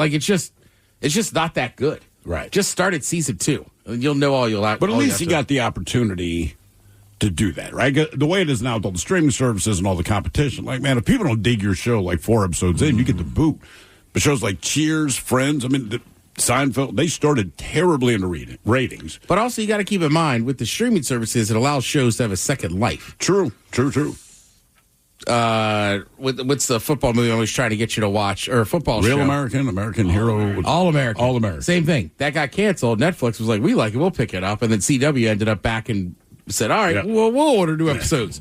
Because I think, sometimes people just don't know shows are on. I never knew it was on the CW. I found it on Netflix. South Park, they say 8 episodes. That's fair. That came out when I was in high school, so we were locked in pretty much as soon as it started. Well, and that first season, to be fair, it's a completely different show from what it is now. So there's a lot of the baseline humor is there, but it is a different show altogether. The animation style, they're still doing that cardboard cutout individual pictures thing, so it can be just like, this show is just wonky, this thing's weird. But then honestly start in season 3 or 4. That's another one. You don't need to watch the first season. Yeah, I'm with you. I don't think you need to know a ton about the characters on South Park to kind of pop in and watch an episode. You don't. Let's see. Friends, they say, took 7 episodes, which I guess that's about right. Again, that's one show that I watched the whole season, and I just have no desire to go back and watch it. I tried to watch it in reruns, and I'm like, why did I like it so much? Doctor Who, they say 6 episodes. And then this one kind of shocks me. Breaking Bad, they say 6 episodes to get into it. That's like most of the first season. Yeah, I feel like by episode 2 or 3, I was pretty much locked in. I was locked within 20 minutes. What'd you guys say? Seasons 2 and 3 were just kind of season 3, it kind of really mellowed out, and it lost where it was going. But then by season 4 or 5 into the end, it's like, okay, now we're ramping up to the finish. They're all good. It's like The Wire, right? What's it like? Season 2 at the newspaper, or season 3, or the docs? The docs season isn't my favorite episode, or favorite season. But it's still good. Yeah. And then, kind of like with Breaking Bad, you realize how much it was setting up for the rest of that series to continue. And you go, oh, all right. I think it's a challenge of any show, especially if it's a drama, is, look, for us to realize our vision of how we want to tell the story, we're going to have to either bore or annoy people. Sure. Different characters, different situations. But it is it's a refreshing feeling when you go, all right, that's why I sat through that season. Now, it all makes sense, right? It's like the first 15 minutes of any movie that you watch. Right. Nothing big is going to happen except for maybe that first scene in the beginning that just leaves nothing but questions. Yeah. It's just set up. Right. I mean, the only movie I really remember being like that was Independence Day. But the commercials were just everything getting exploded. You knew what it was. Right. You understood. So we're being attacked by aliens. I bet you we win. Let's see how we do it. But you were like, you had to go see it. Just like you just saw the commercials. We're like, oh my God, we gotta go. Man. Yeah, you are not wrong on that. Like, you knew exactly what the movie was going to be. You just visually wanted to see it. Yeah, and there's some movies, frankly, that, like, the first half hour is great, sometimes comedies, and then they just drag on so long. You kind of forget. You're like, God, I love this movie. It's like, I really only love this part of it. Right. Don't always have to make a point if you're a comedy. Correct. Sometimes just be funny. Let's see. For sports people, like I said, F1 started last weekend. Drive to Survive is on. They've done something a little different this year. They jump around, but I've already read some things where, like, I watch that sport enough now. When I first started watching that series, I didn't. Where, like, some of it I can tell, like, you're cutting in and out of guys' reactions post-race from different races. You know, but it kind of reminds you of all the drama that was going on and get you fired up for it. I would also tell people I still like Bert Kreischer. He's got a new special tonight on Netflix that premieres. If you want to check that out, I don't know if I mentioned this yesterday, Miles. We were talking about Jesus, I'm blanking on his name. Nate Bargatze, his new special on Netflix. It's been out for a while. Miles has been on it for a couple months. Just awesome. That guy works clean. There's no cursing. This and that. I mean, you can watch it with your family. I don't know that your kids are going to get all his jokes. Sure. But his delivery's just so good. I watched that Sunday night, man. I was just in stitches, dying laughing. And then also, you should have a couple games on tonight for the first four in for the NCAA tournament. Right. That's right. Yeah. Thank you, Ted. We appreciate it. Headlines are coming up next. You're listening to The Men's Room. Men's Room returns with Miles and Thrill. Now, let's see what's happening in the real world. All right, here we go. Florida man who forgot to lower the dump bed on his truck. Yeah, he'll never do that again. Meanwhile, a taxi driver finds himself in jail after stealing a cow out of its pen. Boy saves choking friend at school and says, I just did my thing. Report of swimmers in distress turns out to have a wing. And a Florida man steals an ambulance, then chugs a beer before he's cuffed. It is time for your headlines. Now, it's time to hit the headlines. Here's my cop. All right, our top story, we got to New Zealand where crews got a distress call. The report came in that two swimmers were in a perilous situation as someone heard them in the water near a local park. With the help of other rescue departments, helicopters scoured the area for the lost swimmers to no avail. And after about 45 minutes, the search got called off. Now, it was not because they had found the swimmers nor merely accepted their fate, but determined that what they thought was swimmers in distress was actually the sound of geese in the area. What did these geese sound like? I mean, look, I don't know. I wasn't there. Yeah. I mean, geese, as I understand it, pretty good in the water. Like, I'm trying to think of it. There's a flock of geese that are always near my home every morning. I hear them take off, which is a terrifying sound when all of them take off at once. But is it that loud? Oh yeah. Right. It sounds like there's a jet flying up ahead because they'll start flapping at the same time. So just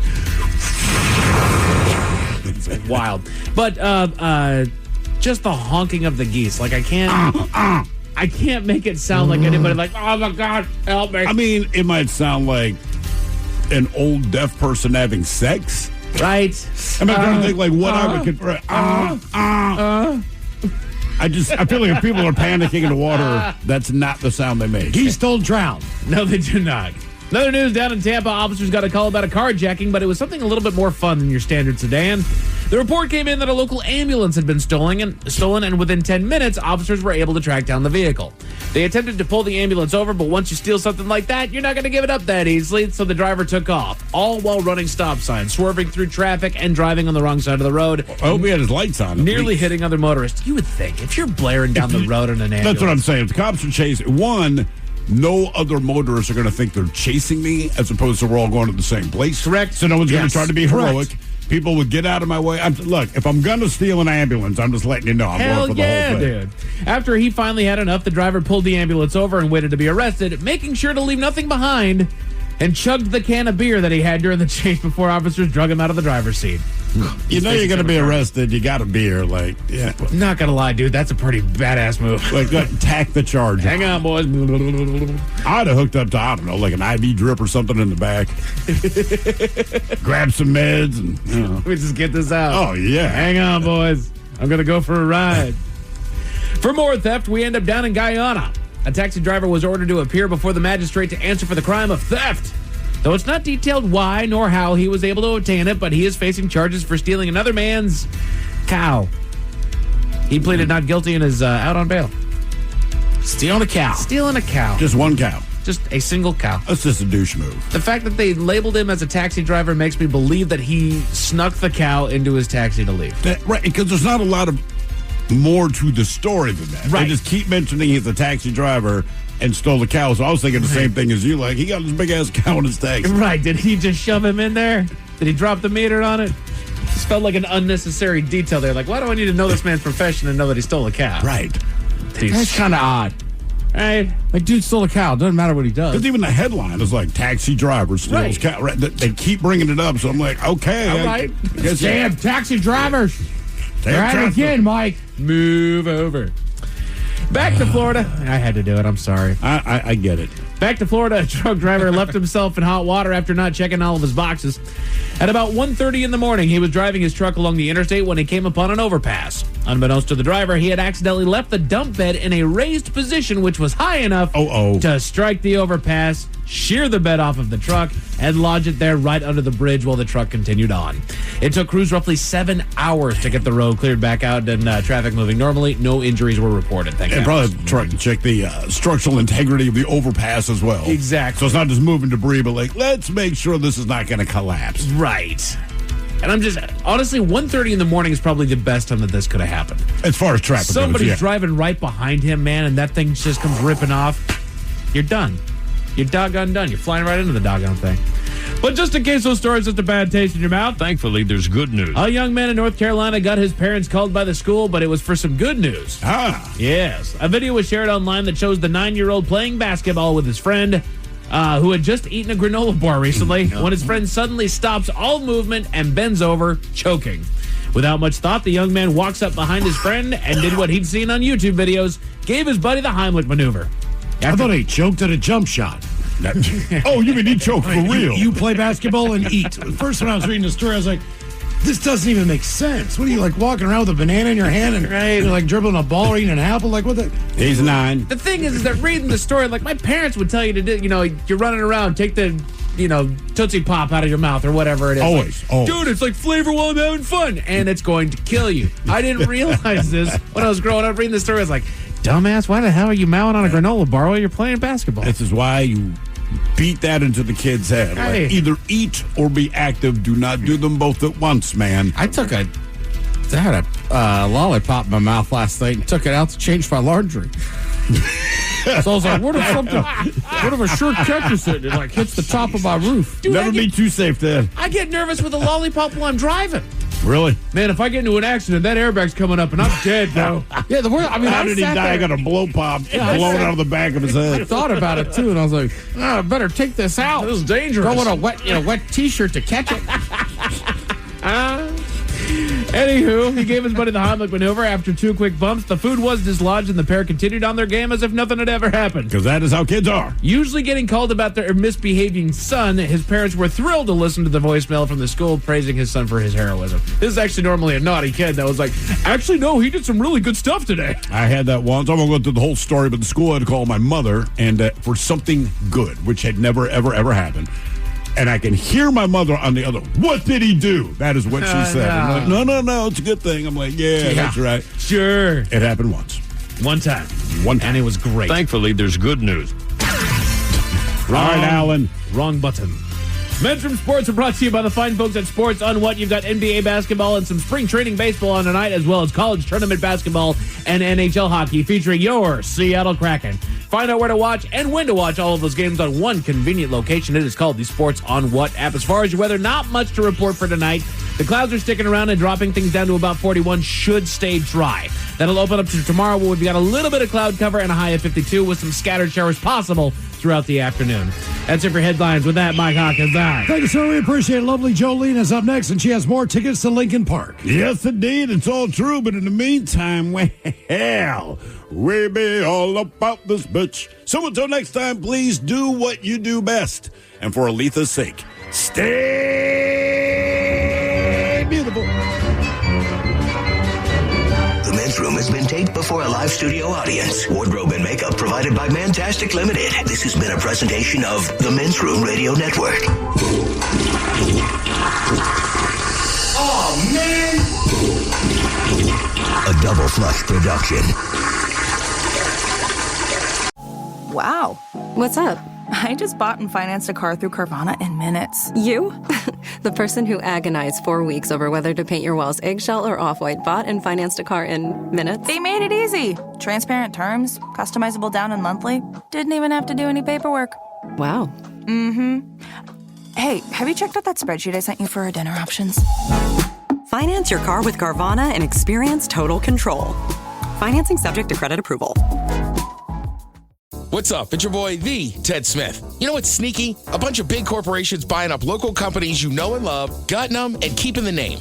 But you know who's not a sellout? Pinky's Plumbing. That's right. Pinky's Plumbing's values start with their work ethic, honesty, how they treat their employees, and how they care for their customers. Bigger isn't always better, and that's a fact. You should know you're working with a locally owned company that truly values where they live and work. Pinky's Plumbing. Pinky'sPlumbing.com.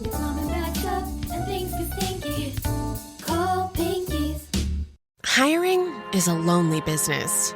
Posting jobs, sifting through resumes, interviews with unqualified applicants, being ghosted. What if you could link with dozens of qualified candidates who are ready to work right now with just one connection? That's Express Employment Professionals. Find us at expresspros.com. One connection, the workforce you need. Problem solved. Express Employment Professionals. expresspros.com.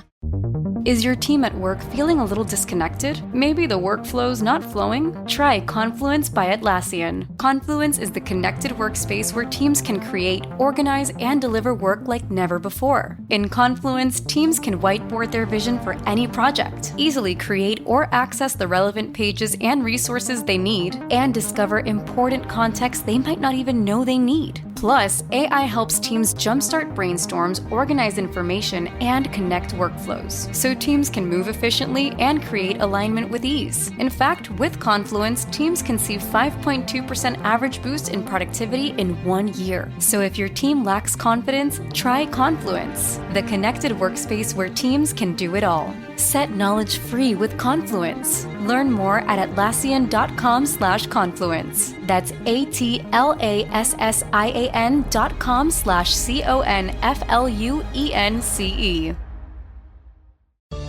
Working as a dedicated Fidelity advisor, I always ask, what's important to you? I'll look at those priorities and goals alongside your full financial picture to build a comprehensive plan designed to help grow and protect your wealth. With proactive portfolio insights and an eye on taxes, I'm here to help you make the most of your money. I'm Laura Maxwell, and I'm a dedicated Fidelity advisor. Learn more at fidelity.com/wealth. Investment minimums apply. Fidelity Brokerage Services, LLC, member NYSE SIPC.